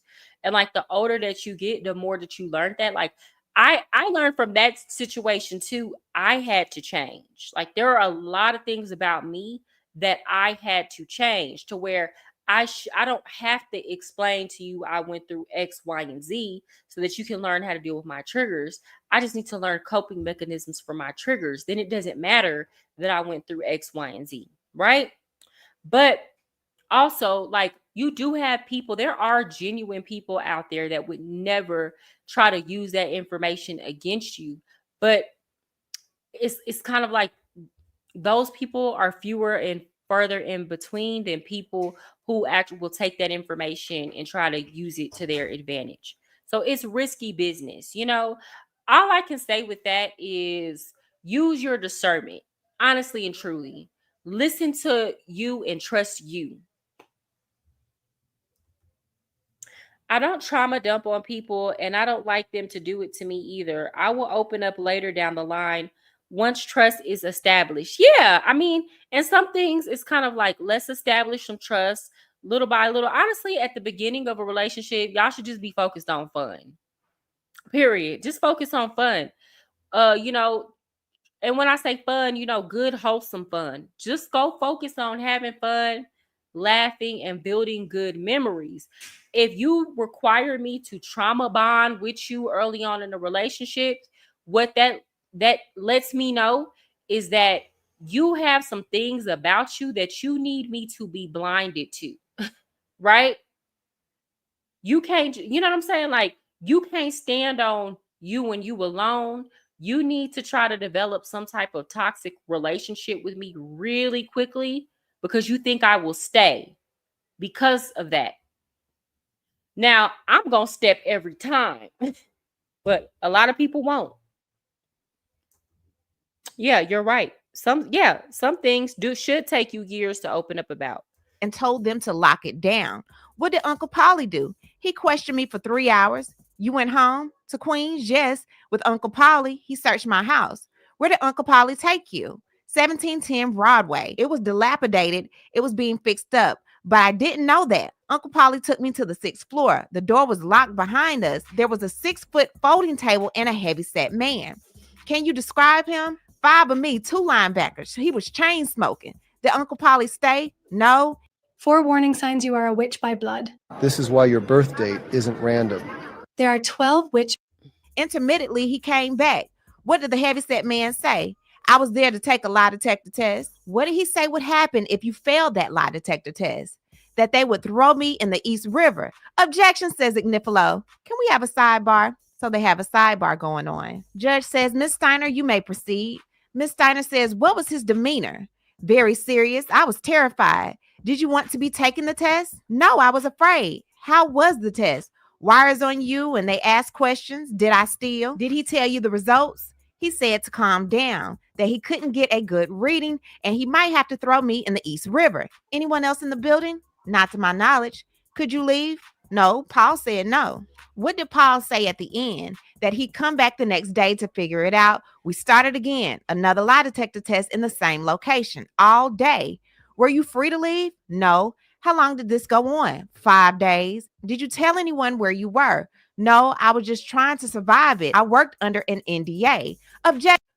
Kidnapping charge. That's the kidnapping charge. And what a lot of people don't know about NDAs is that it doesn't apply to illegal activity. Okay, so if somebody takes you somewhere and keeps you there against your will, it is kidnapping. At that point, the NDA is null and void. Action, says Ignifilo. Sustained. Jury should disregard that last answer. What would you have been doing? Shadowing Mr. Combs. Okay, Miss Clark. So what happened after 5 days? They said I could return to work, that Mr. Combs would see me the next week. Did Mr. Combs ever discuss it with you? No. Why did you continue to work with Mr. Combs? If I left, they'd think I stole. What were your days like? From his townhouse at 74th Street and Park in the morning to Daddy's house studio at night. How much sleep did you get? On a good day, 4 hours. On a bad day, 2. I got a stress condition. I got paid $55,000. Did you get paid overtime? No. I spoke to the head of HR. She said I was owed $80,000. How did Mr. Combs respond? He ripped up the paper. Will Mr. Combs stay in hotels? Yes. $55,000 for how much work and for how long? Like, what time frame was this in? Because $55,000, baby, I made more than that when I was a teacher. So, ma'am, how long was this? $55,000 for like a month or 2 worth of work? That's what I need to hear. Because anything other than that, that's crazy. With whom? Kim Porter, once a week. What names would you book the room under? Frank Black, Frank White, and the girlfriend, Jackie Starr. Where did he stay? Intercontinental Buckhead in Atlanta, Beverly Hills Hotel in LA. What were in the bags? A camera, small bottle of baby oil and lube. Cameras every time. What would you be doing? Watching TV, ordering room service, catching up on sleep. Afterwards, I'd sweep the room for anything left behind. Any damage? Baby oil. How frequently would Mr. Combs stay in the hotel with Cassandra Ventura in 2008? Like once a week at the L'Hermitage, the London, the Intercontinental for several days, the IV drip. Did he speak to you about his relationship with Cassie Ventura? Yes, Miss London, Lauren London was there. Chef Jordan in the other room. He called Cassie over, asked her to walk there. Hand me that. Go back in the other room. She did. What did he say? You bitches won't do that. That's why you don't have a man. What did you say? Girl, you motherfucking you know right. what? This Did you is observe why Mr. Combs obtain? This is why that remind me of the pastor's wife. Y'all better stop listening to these men who lay hands and feet on women, who mistreat women, who abuse women. Stop listening to their advice on the internet. Because these same type of dudes will sit up. That's why you ain't got no man, because you ain't willing to do X, Y, and Z. The only man, and they out here. When I tell you they out here. Men who are good men, who are not going to mistreat you, they don't care about stuff like that. They don't care about power tripping on a woman. They don't care about, oh, you got to do X, Y, and Z for me. They do not care about none of that. What they care more about is that you're just a good, nice person. Can they trust you not to cheat on them? Those are things they care about more than anything. But like whether or not they can order you around, they don't get. No, the good men are the type of men. Let me tell you, any man that I met that was ever worth a damn or a good person, they be raising their daughters, or they're quick to tell women, make sure you got your own money so these men can't control you. A good man will say something like that. A good man who cares about your best interest will tell you, make sure that you got your own so that you're not walking around here looking like Cassie Ventura. They not going to tell you to be sitting up, jumping through hoops, lowering yourself, letting go of your dignity just for the sake of you to keep a man. A good man is going to tell you, if you got to go through all of that, then you don't even need them. Best to be by yourself. And see, when men who are abusers hear this, they be like, oh, he just lying to y'all. These men are just, that say that, they're just pandering and stuff like that. No, it's real dudes. Forget the internet. It's dudes walking around here that are real men, who are good men, who ain't making no money off the internet, that will tell a woman that tell their daughters that. Still not enough considering what she went through, but 55K was probably the equivalent of 80K back then. Okay. Yeah. Ugh. Power tripping and testing a woman is so cringe. Yeah, that's what they do. That's what they do. That's why y'all ain't got no man. Baby, who want a man like you? That be the crazy thing about the men that say this type of stuff. Who wants a man like you? When I hear those type of men say that, I be like, yes, I am so unlucky. Life has been so bad to me that I don't get to have a man like you. It be the delusion for me. It be them thinking that they're a catch. That's why a man like Diddy have to have some money, because you can't stand on your character. You can't stand on the way that you treat people. Nobody genuinely admires or respects you.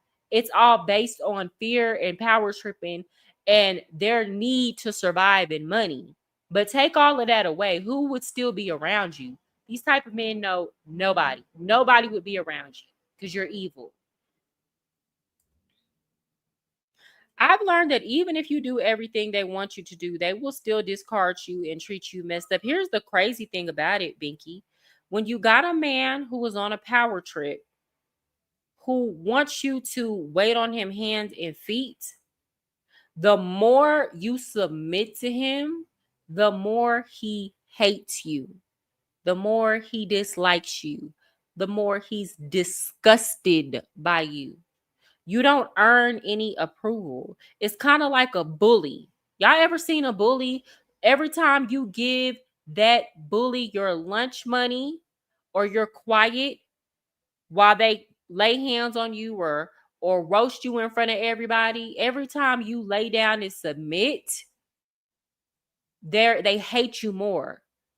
The bullying becomes worse. It's when you finally knock fire from them that they respect you. Again, these type of relationships aren't based on love. They're based on ego and power trips. That's why I don't be sitting up listening to all that stuff about submission. I love my peace. It's priceless. Exactly.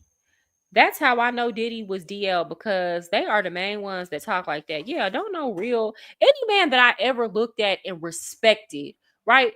And when I say respected, I respected the way he was living. I respected who he was as a human being. They never sit up and talk like this in regards to women. Never.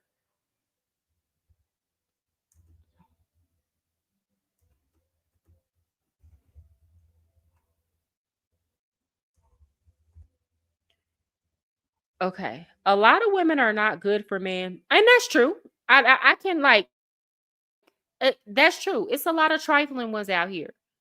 But I really don't want to keep hearing that from guys like Alpha Renomi, O'Shea, Duke Jackson, or Alpha Male Strategies. Yeah, I mean, look, here's the thing.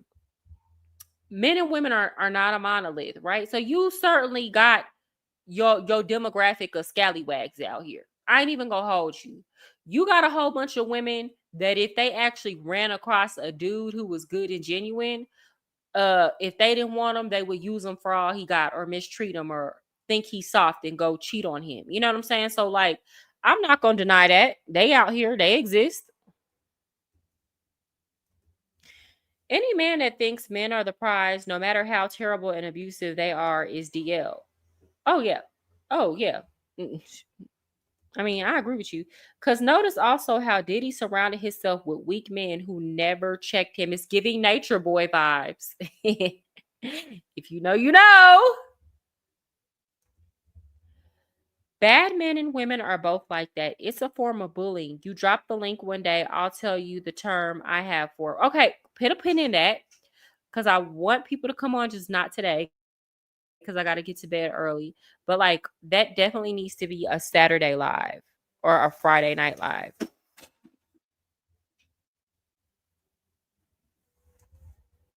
Girl, I got to tell it like it is.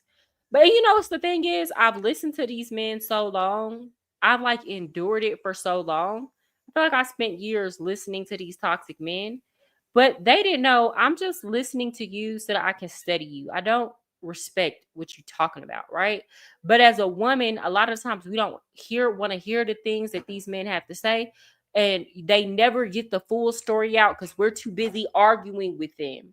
And it's like, no, don't argue. Listen, let them talk, let them go on, nod your head, do all this, so that you can get the full picture and the information that you need so that you can protect yourself against these types. Sheba, I don't understand how bad men are a prize. They know they're not the prize either. That's the thing. You don't understand how they're the prize. They know they're not the prize. They hate themselves. Okay? That's why they spend all their lives trying to convince you that they somebody. They don't even believe it. It's the toxic masculinity the manosphere pushes. They make violent men the epitome of masculinity. No, and truly, a good man is not a violent man. Even he's gonna be like, when I think of a good man, it's gonna be somebody that knows what they can do, right? But they try to refrain. You know what I'm saying? Somebody who would prefer peace. Somebody who would prefer for not anybody to get hurt, whether they be a man or a woman, but they can go, but they can, if they need to, they can go there, but they control themselves. That's why I'm convinced manosphere red pill men are all DL. DL hate women. Yeah. Because like, that shouldn't impress you that a man could treat a woman badly. They all do this to kind of like get off on what each other is doing. Drugs, a girlfriend in New York, in LA, from one stop, Molly, ecstasy, delivered to Puff or to me. Did he ask you to get drugs for him? Yes, ecstasy. Prosecutor Steiner says in south of France, he asked me to get cocaine. I said, for who? Prosecutor says, why? She says, I wasn't going to do it given how my mother died. Ignipolo says, objection, sidebar. So they have a sidebar. Okay, so now they're back from sidebar. Prosecutor says, who did Mr. Combs say the drugs were for? He said, not me. Did you get them? Yes, through the Spanish security guard. He also gets prescription drugs in my name. They were in the toiletry bag I'd carried. What's the first thing you do when you wake up in the morning? If you're checking your phone, stop that. Instead, try this technique from the mind science pioneer, Jose Silva. You see, when we're awake or security. Okay, Ms. Clark, what about bulk cash? Yes, 100,000 euros coming back from Europe. Where did he get it? Club bookings in Europe. He'd keep it, then give it to security, then enter his bedroom personal safe. Violence? Fighting. Capricorn testifies that Combs was often violent with his staffers, noting that he fought with men and women who worked for him. Clark describes Combs throwing phones at male security staffs and a barber when he was upset. He also got violent with her in the summer of 2006, she alleges. Combs once got upset with her for taking too long getting back from running an errand. He said, see, your problem is you want to have a life, and you can't have that here. One time I asked the chef if there was any turkey bacon. She said, no fucking turkey bacon. I said, I hate it here. Annoyed, the chef stepped outside of the kitchen to relay Clark's comments to Mr. Combs, who was standing on the back deck of his home. He charged me, Clark said. She described Combs running towards her, then pushing her. Baby, not the chef snitched because she said she hated here because there was no bacon. Ugh, I hate an old snitching ass co-worker. I'm trying to clean my language up too, but she just made me mad. Baby, not you went to go tell over some bacon.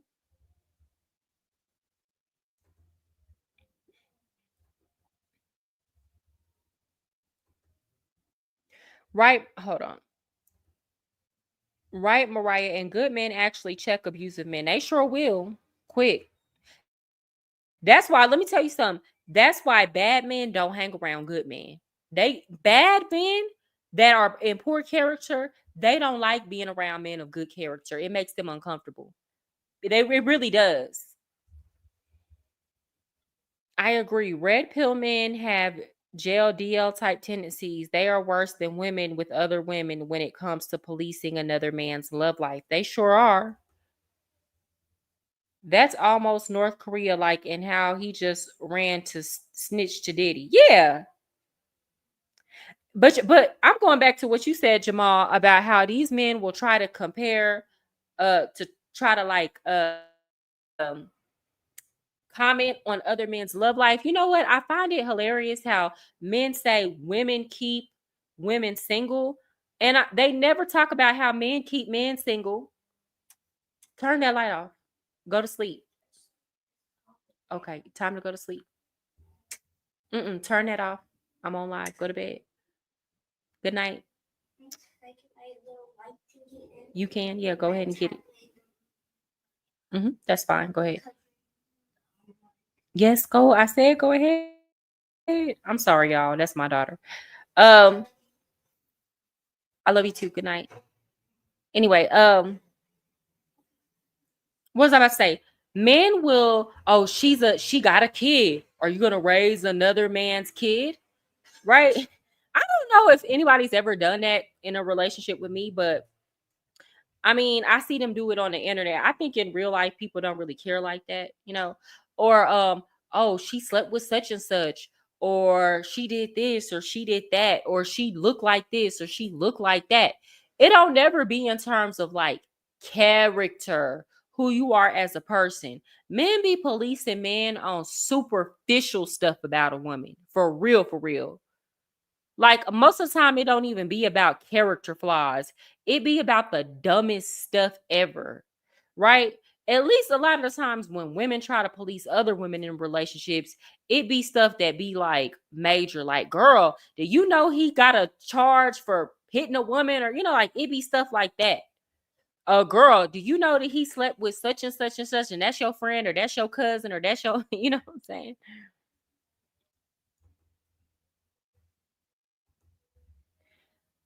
Then say beware of women when they get divorced and she takes everything.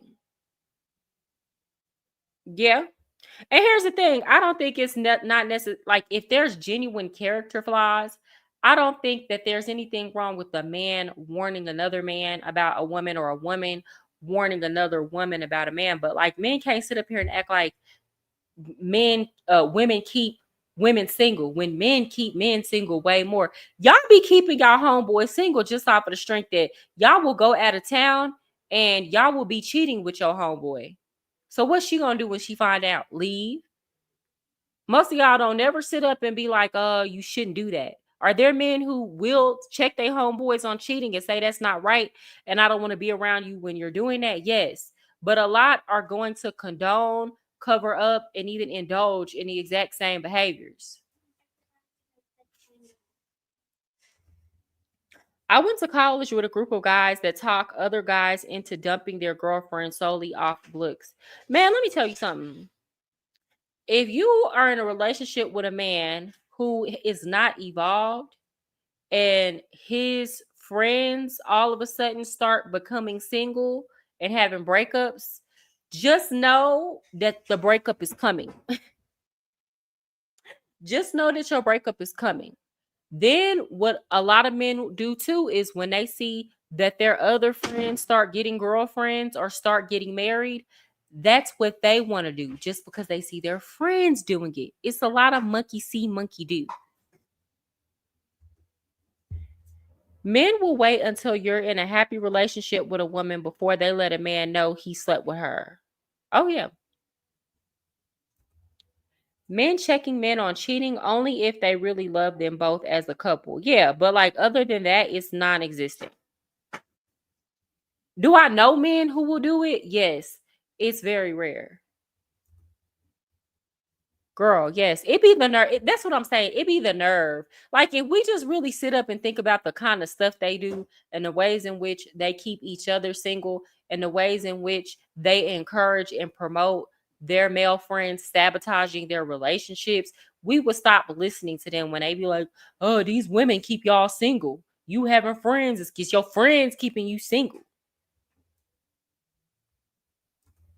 Men will see their homeboys get partnered up and then rush to settle down because they don't want to be the odd one out. Yes. So you got to be careful. You got to watch stuff like that. A lot of it is group think. A lot of it is monkey see, what is my homeboy doing right now? Back forcefully on her shoulders. If you hate it here, get the fuck out of my house, Clark said in a shaky voice as she recalled what Combs told her during the incident. That was crossing my boundary. Did you leave your employment? I did, but you returned as global brand director. Why? He was impressed by what I did at the job I'd left for, a couple of albums. He said, you wouldn't have worked directly for me. Okay, and what were you doing for Miss Ventura?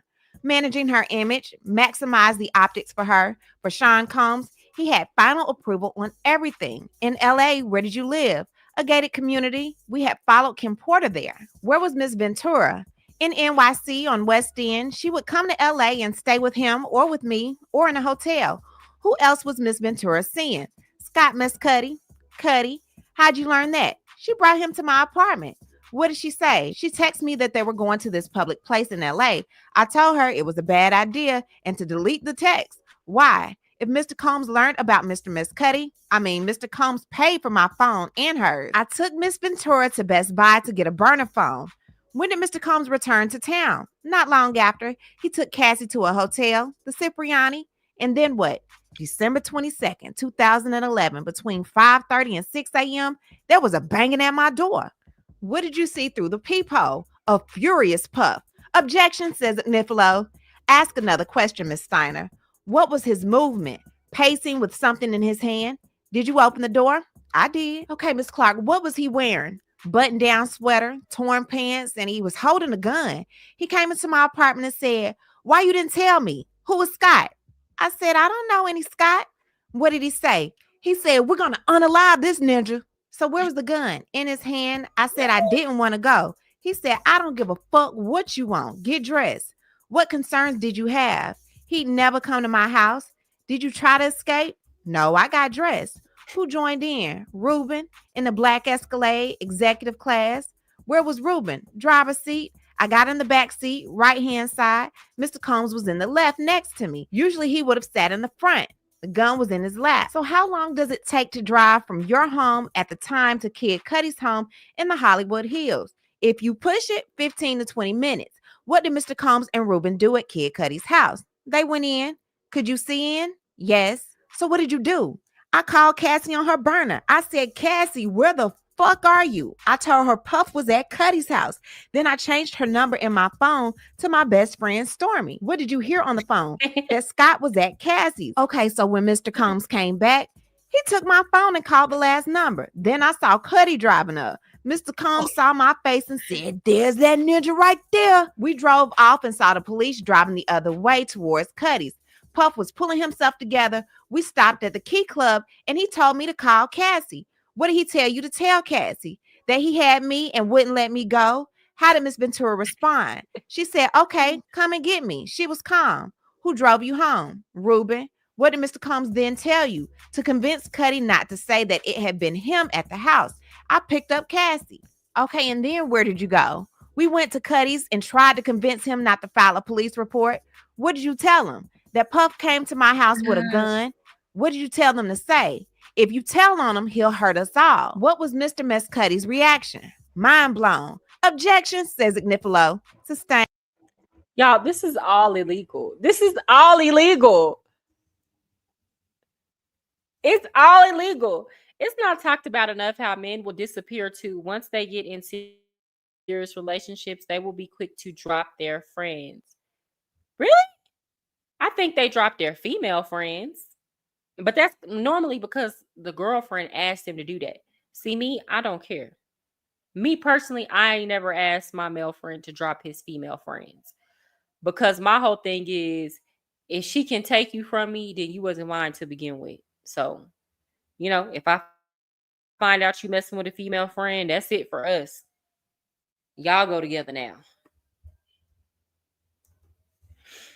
Smart move, Capricorn, but ain't no fooling the dealer. Yeah, I don't know, because I'm trying to think about all the relationships I've been with, my my boyfriends kept their friends. They kept their male friends.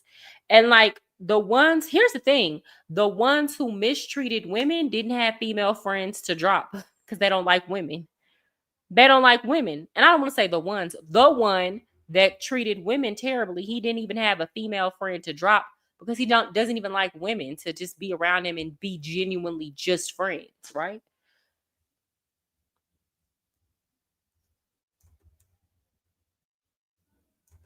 Jury will disregard.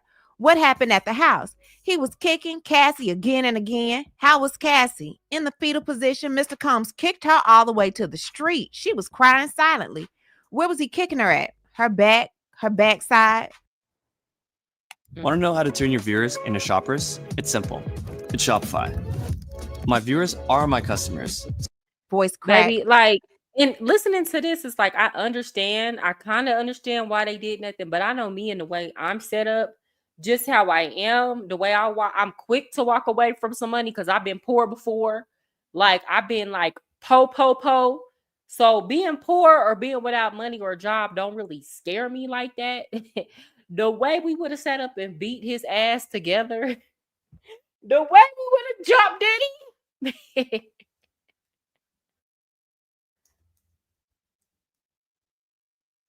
Where were you? 5 feet away. So was Ruben. What did Mr. Combs say to you? He said, if you jump in, I'm going to fuck you up too. What did Ruben do? Nothing.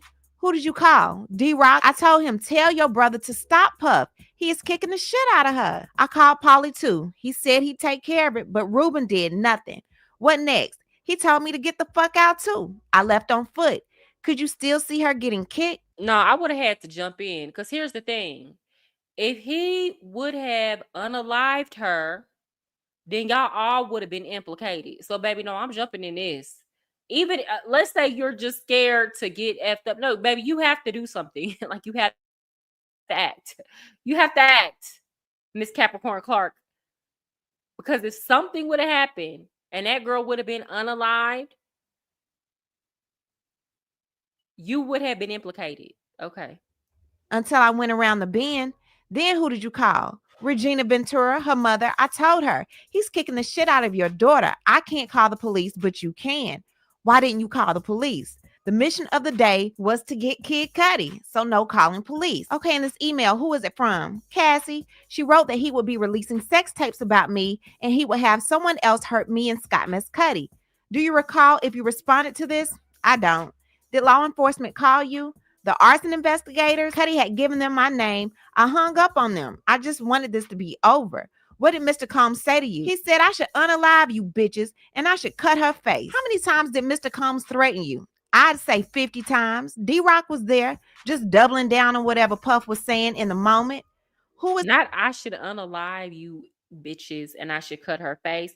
This is why I say this too, ladies. This is why I say it is dangerous to deal with men who are less attractive than you and jealous men, because they understand that beauty is currency. Okay? They understand this. And that's why you got so many women dealing with a man like Diddy is like dealing with an extremely jealous chick, right? These are the type of people who will throw acid in your face, cut your hair off, cut your face to try to make y'all ugly. I remember there was a time where, like, y'all know I'm from the South. It's not uncommon to see women who are pretty women who have like a cut or something on their face. And you'd be like, well, what happened to your face? Oh, I got into a fight and a girl. Back in the day, they used to slash the girls' faces to try to make them ugly.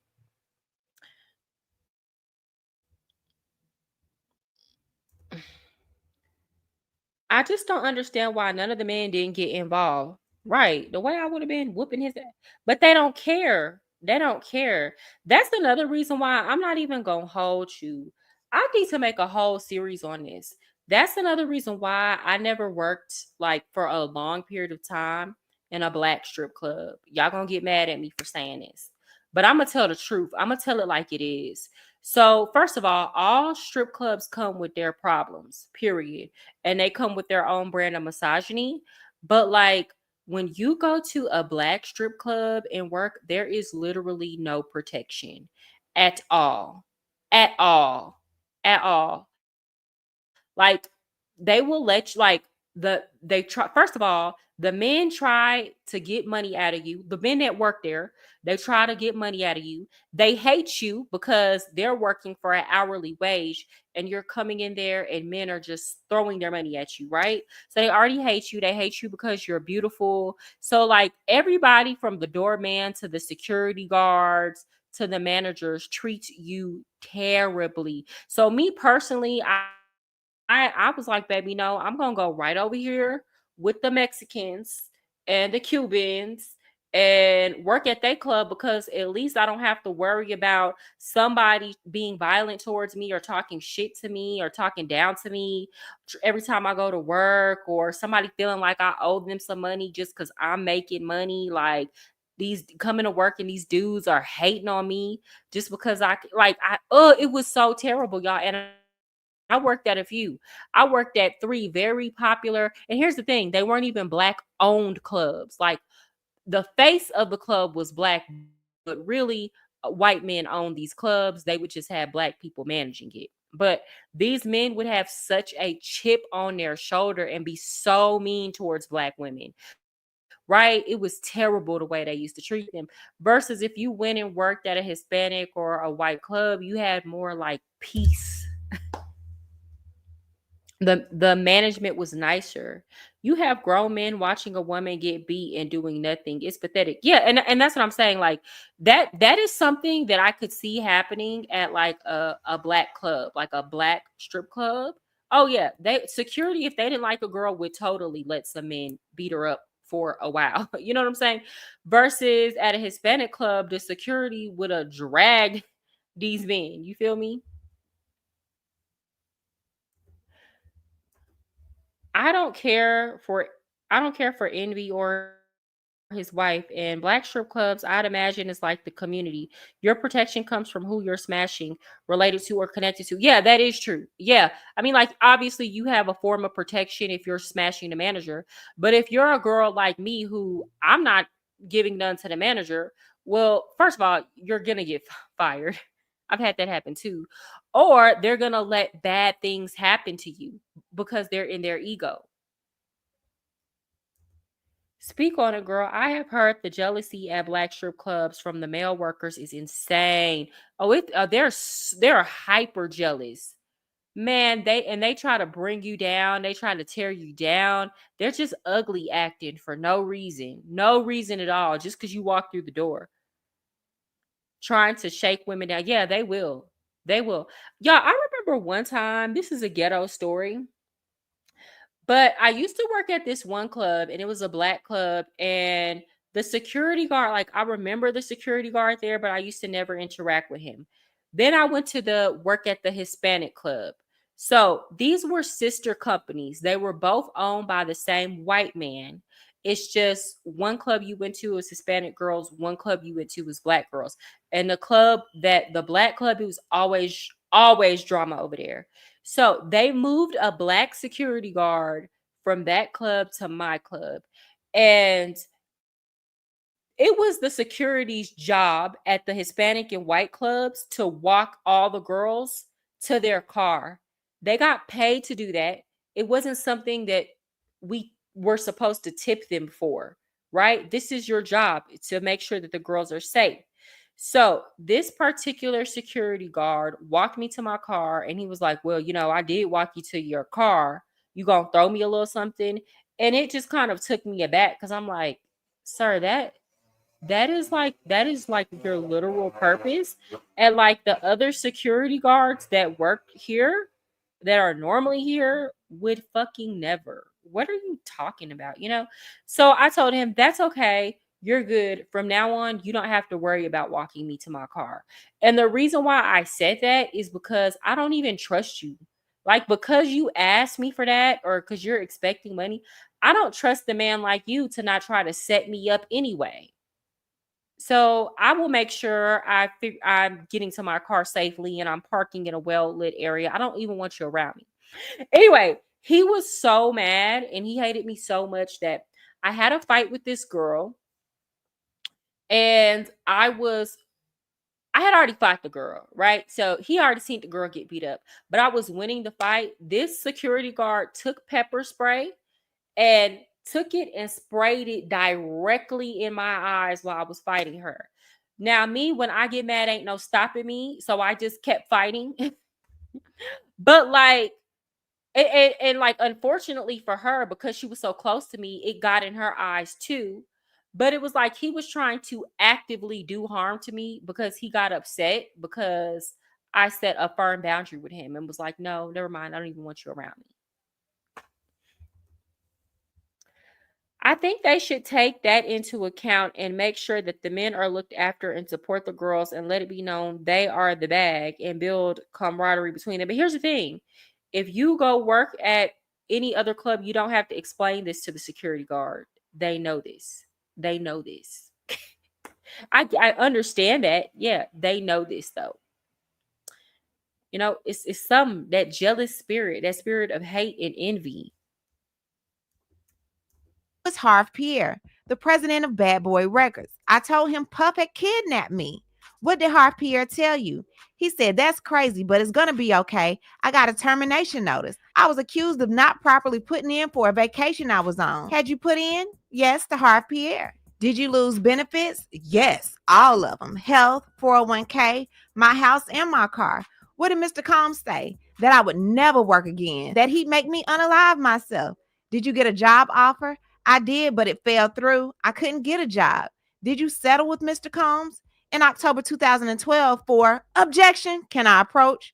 Yes, sidebar. Okay, so now they're back from sidebar. Prosecutor Steiner says, aside from that settlement agreement, do you have any other pending litigation against Mr. Combs? No.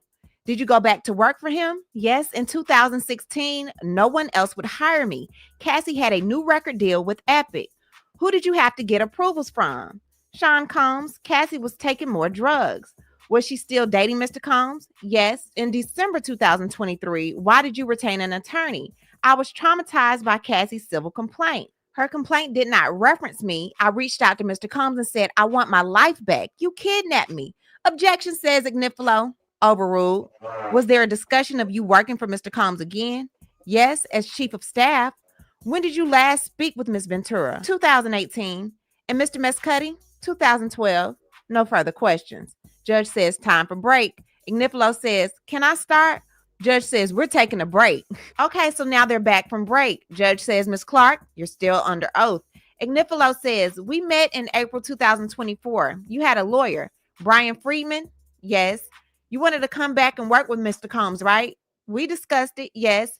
You saw Miss Garagos taking notes? Yes. You said you didn't think Cassie was good for Mr. Combs. Why? I just thought they were toxic. Tell me about when you were in New York. I was You in know the what? Bronx. I hated it. It was 2002. I met Jeanette. I don't know. I got to side eye this Miss Capricorn Clark. Cause sis, I understand you can't get any work, but her sitting up talking about Cassie is not good for P. Diddy. No, P. Diddy is not good for her. She just seemed like that type that would throw a woman under the bus for $1 or to try to get in good. Honestly and truly, Capricorn Clark sounds like she had to flip on Diddy and testify, because if she didn't, she would be a co-conspirator. And that's not to say that he didn't mistreat her, or, he wasn't abusive towards her, right? But like, she definitely like, I don't even know how to explain it, right? Because you just got to be a woman to understand. Like, it's giving you willing to throw a woman under the bus for $1. That's what it's giving for me. I don't know. Y'all tell me what y'all think about that. Am I tripping?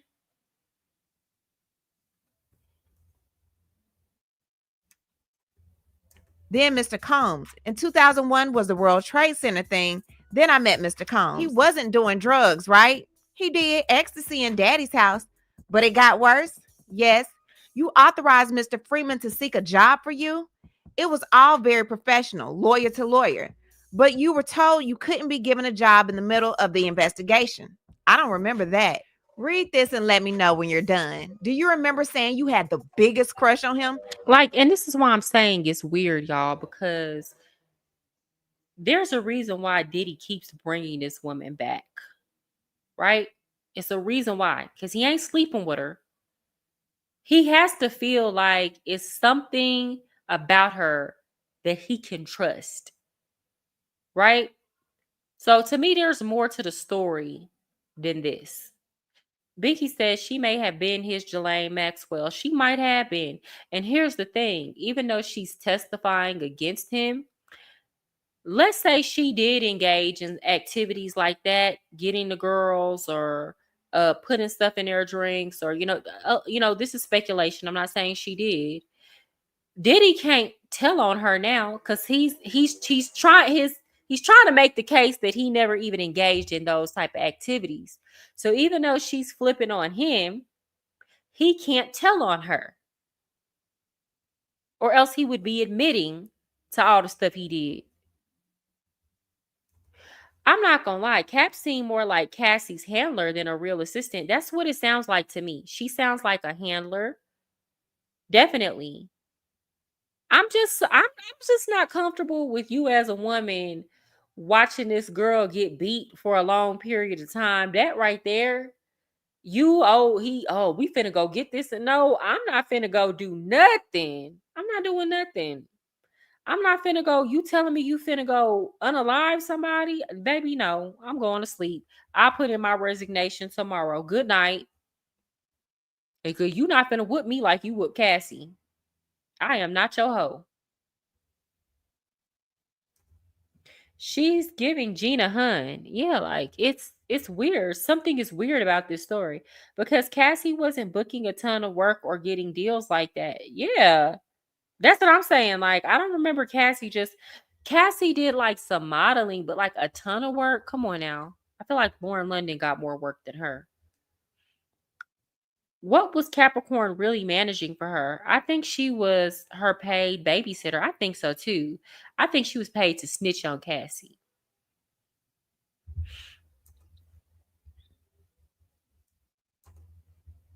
She watched her get beat and strung out on drugs, then helped procure and transport it. Yeah, that's what I'm saying. This sounds like a paid handler. Your job is to watch her and snitch on her and pretend like that ain't what you're doing, but that's what you're doing. Objection, says prosecution. 403. Judge says, Mr. Ignifilo. Ignifilo says, state of mind. Prosecution says, it's being offered for the truth. Ignifilo says, we had a stip on this. Sidebar. Okay, they're back. So Ignifilo questions Clark about texts that she sent to Combs in which she told him that she had the biggest crush on him. Clark wondered if they had misused all that dope chemistry in the message. Ignifilo briefly questioned Clark about that early period, prompting her to say that she remembered those days fondly. He continues with his questioning. Ignifilo says, you called him Chalk for chocolate, right? I did. You started with... Woo! Okay. Y'all know who this is giving? Y'all remember that interview? Not Don, but the other girl in Dirty Money. I think her name was Kalina or Kalisha. Y'all, if I'm saying it wrong, y'all put it in the chat. Where she was talking about Cassie. And basically, she was saying that if she had Cassie's spot, she's basically saying, I don't even know why Diddy chose her. Because if I had Cassie's spot, I would, behave more like a queen. And all she wanted to do was party and do drugs. But I would have been helping him run his empire. Capricorn Clark seems like the type of woman who was jealous of Cassie. Wish that, not necessarily that she was getting hands and feet on her, laid on her by Diddy, but she wished that, she was living the lifestyle that Diddy was affording Cassie. So now you want to be the one that's snitching on her. Now it makes sense why Capricorn Clark told Diddy that he thought that Cassie was bad for him. That's what it's giving. It's giving you wish you had her spot, even though she was getting hands and feet laid on her, sis. It's giving weird jealous behavior. Because let's be clear, Capricorn Clark is nowhere as good looking as Cassie. I'm not saying she's not an ugly woman. She's pretty, like she's cute, but it's like Cassie is like, supermodel. It's giving hater and jealous. I think Ethiopia, Timarium, and Claudia Jordan are 21 other women to be wary of. I've always kind of got weird vibes from Claudia. I haven't heard that name in a long time. Ethiopia was definitely shady. I don't even know who that is. Kalina loved Diddy. That's what it sounded like to me. That's what it sounded like to me, that Kalina wanted to be with Diddy. When she did that interview drunk, talking down on Cassie and what she would have been doing if she was in Cassie's shoes. That's what Capricorn Clark is giving. So now when they put these emails, these text messages out, like, oh, well, didn't you used to want to get with him? Yeah, okay. That's not to dismiss what she's saying. All the things that she's testified and said that he did, they are illegal. He needs to be under the jail. That don't make her any less of a hating ass bitch. It's giving Morgan and Ray J vibes. Yes. Ethiopia worked with Diddy. Now she's CEO of Motown. Okay. Morgan was very jealous of the women Ray J got with. She was weirdly protective over him, but she was just his assistant. I think I remember her. Yes, a weirdo. Like, girl, you are not his mother. Why do you care so much who he's dating? But they don't be wanting to admit they really be wanting these men. They just know they're not these men's type, or the men don't want them. Capricorn Clark is no Kim Porter or no Cassandra.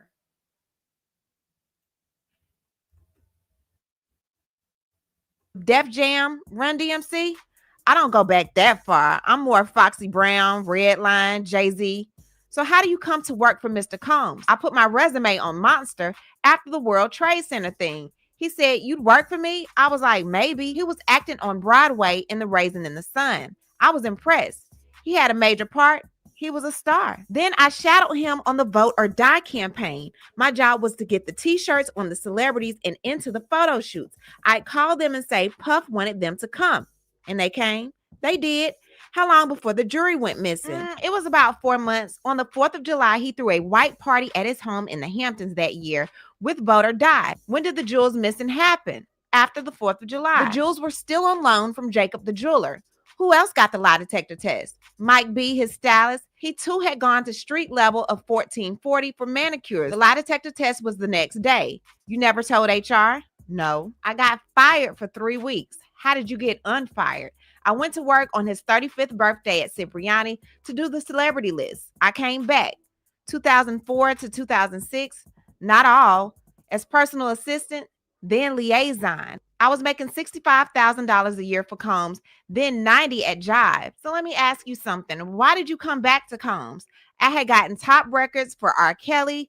Mr. Combs said he was impressed. Asked me to come back for Sean John for women. I think I was a really good employee for him. He told you. I'm sorry. It's just like the money that I'm hearing that she's making, to me, it's not enough. Am I tripping? Because, like, girl, you can go get $65,000 a year.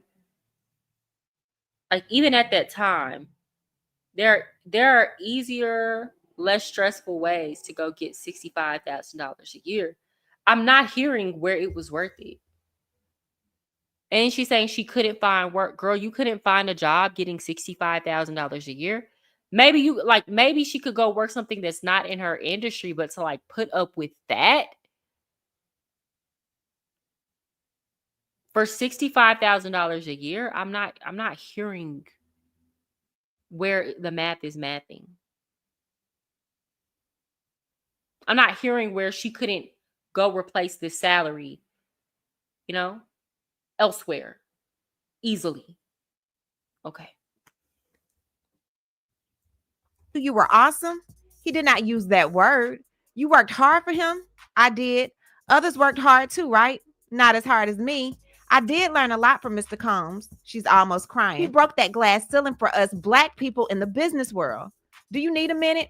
No, it's just complicated. We'll take a break, says the judge. So with the jury and the witness out, judge says on DNA questions to Inspector Jimenez, the government's objection is overruled. And that's what I'm saying. Like, this is New York. Like, I know so many people who moved to New York with over 100K salaries. Like, it seems like it's easy. Now, I know the cost of living in New York is high, but it seems like finding a job that is 65K at the very minimum to like replace what you're making with Diddy and like less harsh work conditions. To me, it seemed like it'd be easy to do that in a place like New York. I'm not understanding. That sounds like, are you just in love with this man? Are you so in love with this man that you're willing to go put up with his mess and be there at his every beck and call for 65K? Ma'am, like, for 65K, girl, you could have went to any strip club in New York. I know a lot of y'all are like, oh, I don't want to do that. Okay, fine. Whatever. She could have went to any strip club in New York and at least tripled that salary per year. Like 65K for you to have to watch other women get abused and for a man to lay hands and feet on you.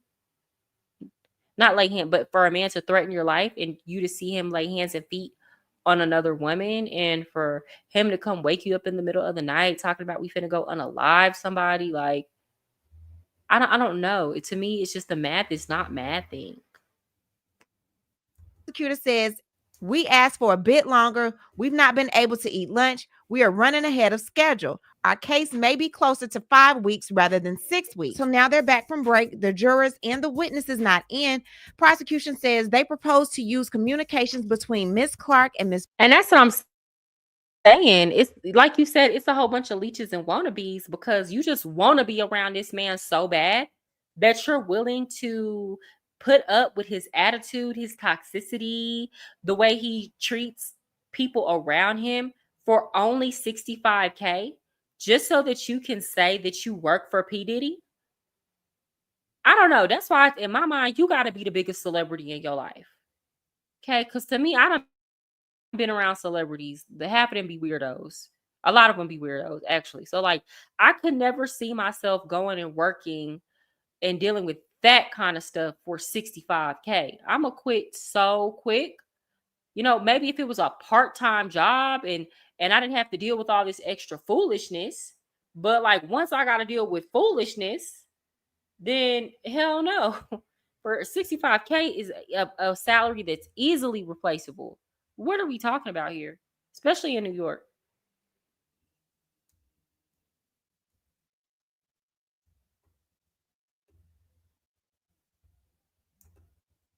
The status of saying she's his assistant. That's it. Like, it's literally just status. Because, like, you're not benefiting financially.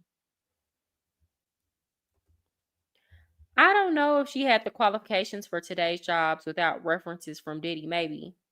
But I mean, she, like, literally, she could have went at that time. I feel like even at that time, she could have went, let's say she didn't, like, she couldn't find a job in that industry. That'd be the problem. People don't want to switch industries. There are so many other jobs that she could have did that would not have required her having a reference from P. Diddy, because it wouldn't have mattered. It wouldn't have been relevant to that industry. Maybe the lifestyle he provided, she was addicted to. I think that's what it is. She had to be addicted to riding in the nice cars and looking like she had some money. Like getting into whatever club she wanted, flying private, etc. She may have stayed on go. That's why you can't place value in those type of things. Because it's like, now, look, okay, while you're with him, you're living good, you're living lavish. But when he cuts you off, then you cut off from that lifestyle.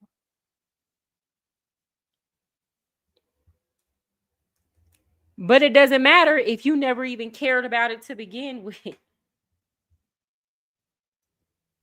They always say people in the entertainment don't make a ton of money like that. I'm starting to see, because baby, 65K just to say you around this dude? No, ma'am. No, sir. Ventura, we don't see any non-hearsay purpose. Agnifilo says there are logistics and photo shoots being discussed. She testifies to this on direct. Agnifilo says the direct went more negative than we expected. Their theory is that Miss Ventura was not permitted to be creative. Judge says in the future, be more clear with what you submit overnight. The judge continues, in their defense over the weekend, the defense argued the album cover was relevant. Right, Ms. Shapiro? Ms. Shapiro says yes. Prosecution says Miss Ventura is topless with her arms crossed. So judge said, let's have Miss Clark come back in. The judge continues, let's bring back in the jury. Now the jury is entering. Agnifilo says, when you went into the park, it was the Tavern on the Green. We parked there earlier in the day. In the park, we ran into Nod. When you say we had Miss Ventura spin, who was there? Let me show you what you said. You said Lorianne Gibson was there. They misheard me. When did you first meet Cassie Ventura? I met her with Ryan Leslie. Why did you not get along with Cassie sometimes? In 2008, she got more bravado being his girlfriend the longer it lasted. She thought I was being paid to help her. Objection, says prosecution. Sustained. Re-asked. What did you see? She went from being a sweet model to being a feisty girlfriend. Oh, shit. Do you think she's talented? She had talent and was very beautiful, but not talented. She was not. I have good taste. Talented to me was Whitney Houston and Mariah Carey. Cassie, she was more of a studio musician. She needed things equalized. Not the equalizer. Did she perform live? A couple times. Not the greatest. Well, two things can be true. Okay. Capricorn Clark can be a hater and it wanted Cassie's spot. And Cassie is not that good of a singer. She is a studio artist who does need things equalized. You've been waiting so long. I'm here to answer your call. Was she a hard worker? At times. When wasn't she a hard worker? She preferred to be with her boyfriend. When she moved to LA after Kim had the twins 2009-ish, I saw her developing more of a relationship with Mr. Combs.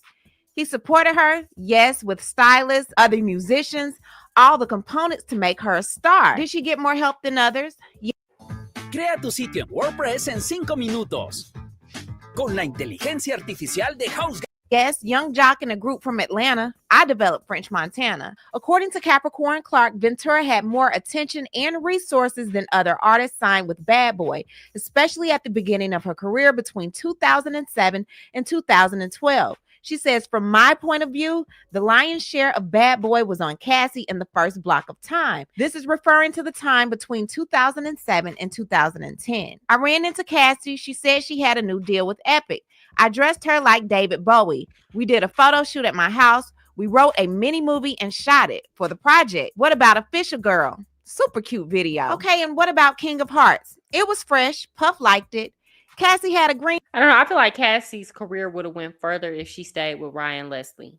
Because like Official Girl was cute. I liked it. Wayne was in it. I wanna be your official girl. You know, it was cute. But like I don't remember any songs after that getting any traction. Or she did that one song with what did she do a song with Nicki? Y'all remember that song? You get high, F a bunch of girls, and then cry on top of the world. Yes, I don't even remember the name of that song. It came out around like 2014, 2015. And then like that was the last song of hers that I remember. But like I feel like she could have had a career on par with Sierra's, if y'all know what I mean. So like Sierra's not really a strong vocalist, but she's a really good dancer. And yes, Sierra's a better dancer than Cassie, but then Cassie also just kind of has like that beauty to kind of back her. And with the right choreographers, she could have had some nice dance numbers. So I feel like if she would have had the right backing, she probably could have had, just under or close to a Sierra career, right? What do y'all think? Am I tripping by comparing her to Sierra? Because I don't want to make it seem like I'm doing my girl Sierra wrong, because like she got songs I still play to this day. She was giving us life in the early 2010s, and she had some hits even after that. I remember her whole Future era. I just feel like Cassie could have gone further.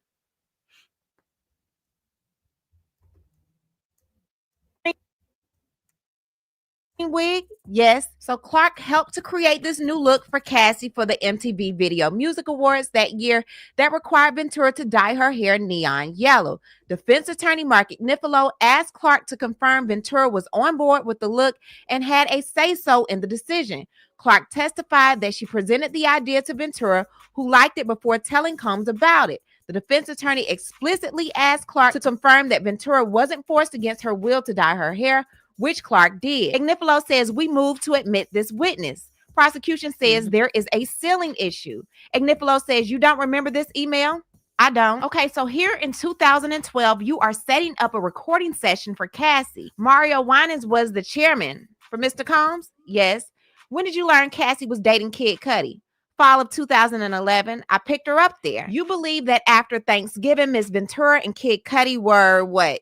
Getting to know each other. Caricorn Clark says that Cassie and Kid Cudi came to her apartment to hang out once, sometime after Thanksgiving. Clark said about a week before the alleged kidnapping, she picked Ventura up from Kid Cudi's home after she spent the night there. Why'd you get her a burner phone at Best Buy? I told her you cannot do this on your bad boy phone. How did you know about burner phones? I grew up in Los Angeles. In December 2011, Mr. Combs was at an orphanage in Almaty, Kazakhstan. I heard it was Russia. How did Mr. Combs get into your building? I was told the security guard got fired. What was his name? Some random security guard.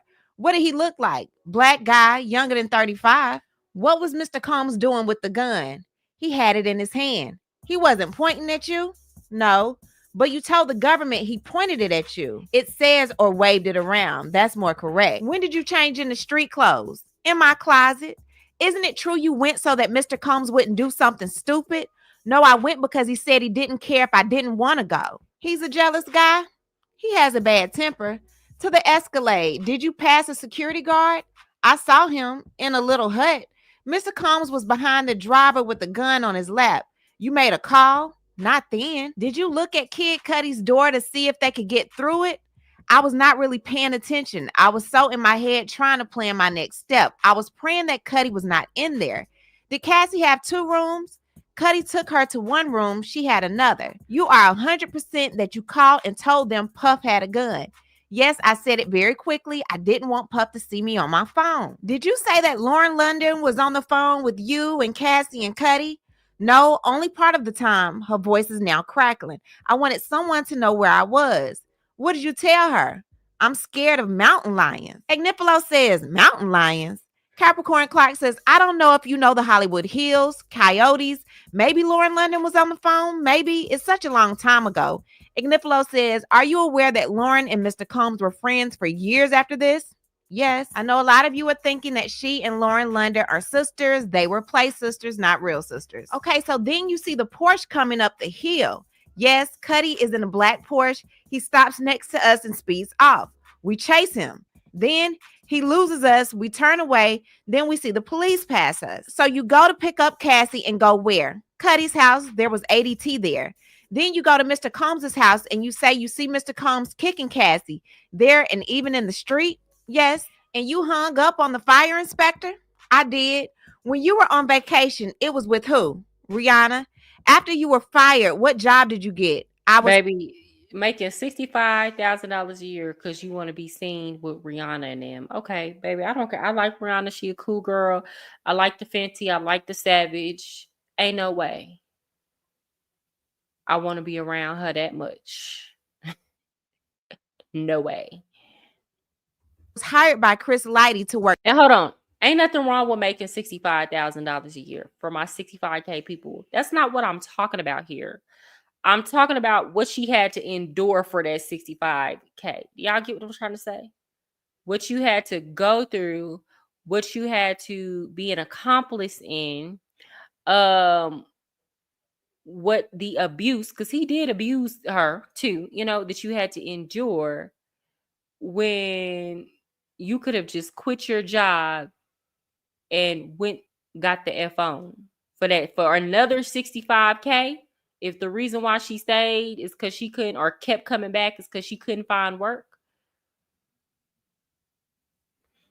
Work for 50 cents.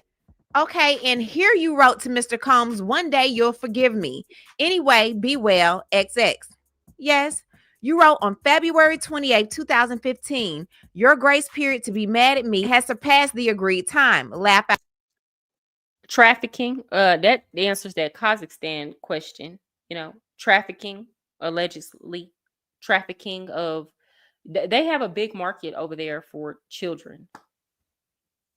I ought to do a show on that. That's why he was over there. Allegedly. This is my speculation. Yeah, 65K in the 2009 isn't terrible, but for what she had to endure and for working all those hours, no life for a major music mogul, it makes no sense. Absolutely not. And yes, that's where I will say Jamal, he was talking about these hoes that be clout chasing. That is clout chasing. This is like you literally here just for clout, like literally.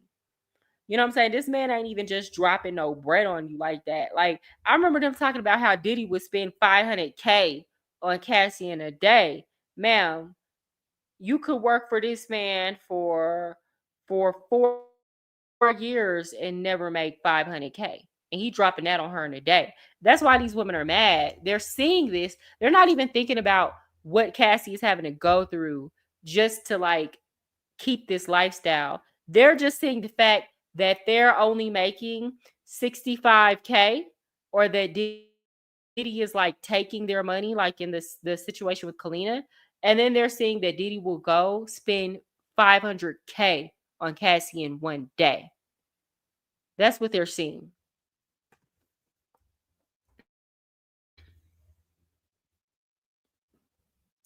This world is so evil. There are demons here. Yes. And we see one being put on trial, but he ain't the worst one.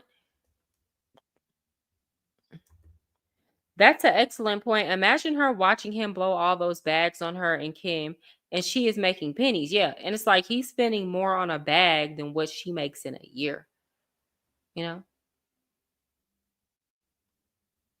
Spending more on cars for them than what she makes in a year. Like, come on now. Like this is why these women were jealous.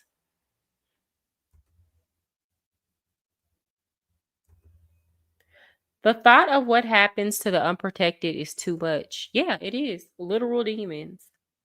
Man, there was this one interview. I'm gonna have to review it, but it's gonna be like I'm gonna have to put a trigger warning on it or something. Where actually this lady that was from Eastern Europe, you know, was now Kazakhstan is technically like Asia, but we consider that area kind of like Eurasia. But like a woman from around that area who was talking about how a lot of those kids are trafficked from that area to politicians and elites. Out loud. You wrote that? Yes, sir. Please read that out loud. I Uh, wrote, she was never my friend. She wanted me gone.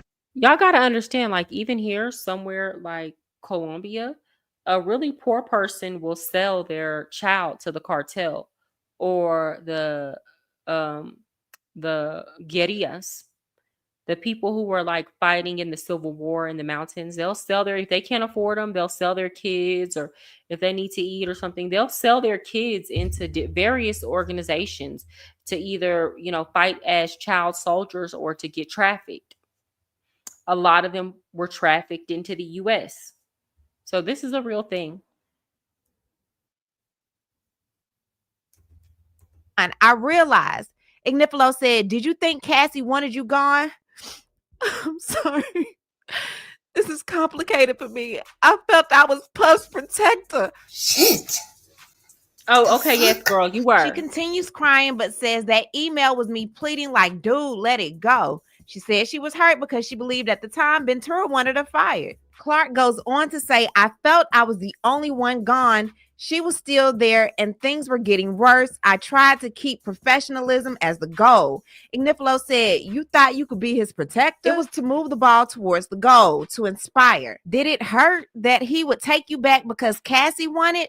Yes, I have no parents. My son is autistic. My stakes are higher, sir. Judge says, how much more, Mr. Ignifilo? Ignifilo says, can I talk to the government? Judge says, sidebar. Okay, so now they're back. Ignifilo says, just a few more minutes and we'll get you out of here for the day.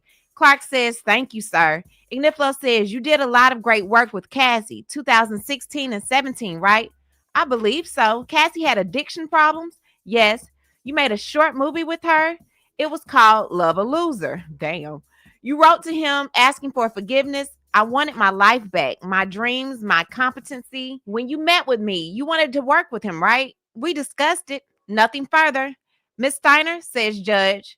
How much was Mr. Combs required to pay you? Sidebar, says Judge. Okay, so now we're back from sidebar. Prosecution says, what happened with the job with Chris Lighty? He died the day before I was supposed to start. Then at Interscope, it wasn't about a job. They told me to leave Puff alone. Objection, says Ignifilo. Sustained. I was blacklisted. Objection, sustained. Why did you return to work for Mr. Combs? So people could see I wasn't disposable. At this level of business, he held all the power. Why did you meet them? Get my life back. In this kidnapping, did Mr. Combs carry a gun? Yes. Judge says, jurors, I know we kept you longer than I said. Like, Thank let me you. be fair. See you tomorrow. Let me All be rise. fair. Jury leaves. Y'all, Let this me was be a fair. lot. Okay, so this is the end. Let me be fair. Okay. So I will say this. Capricorn Clark was taken advantage of as an employee. She did get blackballed. And like a part of me understands that, you know, if you worked hard and this is supposed to be your career, then this is the field that you want to work in, right? But then like a part of me, like my intuition is telling me that like, girl, even her breaking down at the end, I feel like I was protecting Diddy. Like, girl, you were Cassie's handler, right? You were Cassie's handler and you were complicit in a lot of this stuff that happened to Cassie. And I just kind of feel like from what the type of person that she sounds like, I feel like if it was a situation where the feds didn't run down on Diddy and Diddy offered her another job, she would still be working for Diddy to this day. Period. Like if he still had the same amount of power and she felt like she could get back in good with him and she would maintain the lifestyle because she wasn't making no money, but she could still be around the industry, she would be doing it, you know? So I don't know. I believe what she's saying. I I just know that the reason why she's testifying is because if not, it's like, girl, you were going to be a co-conspirator, period. You were going to be a co-conspirator. So it is what it is. The testimony is pretty damning towards Diddy.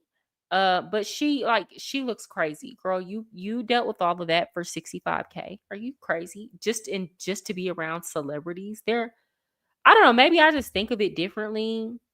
I don't really see celebrities as like, I care more about like, are you a good person? Like, to me, that is better than whether or not you are a celebrity. You could be a celebrity and be a weirdo.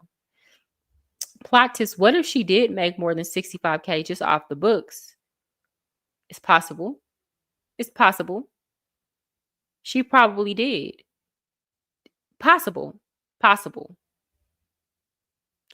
Especially if they were involved in other nefarious things that she's probably not going to admit to. But it was pretty damning testimony. With that said, guys, let me see. What were you saying, Jamal? MK Ultra under the table checks might have been. But yeah, that sounds like she sounds like she was a paid handler. I hope her bonuses were looking good. Something like the math got a math for me to be like, okay, girl, I get why you couldn't go anywhere else. Because again, I would have just switched industries. I would have just reinvented myself and did something altogether and went somewhere where nobody cares about what P. Diddy has to say. With that said, guys, I really appreciate y'all for showing up for me. I have to get up at 3:30. I have to start work at 3:30 a.m. So with that said, I will see y'all tomorrow and y'all have a good night.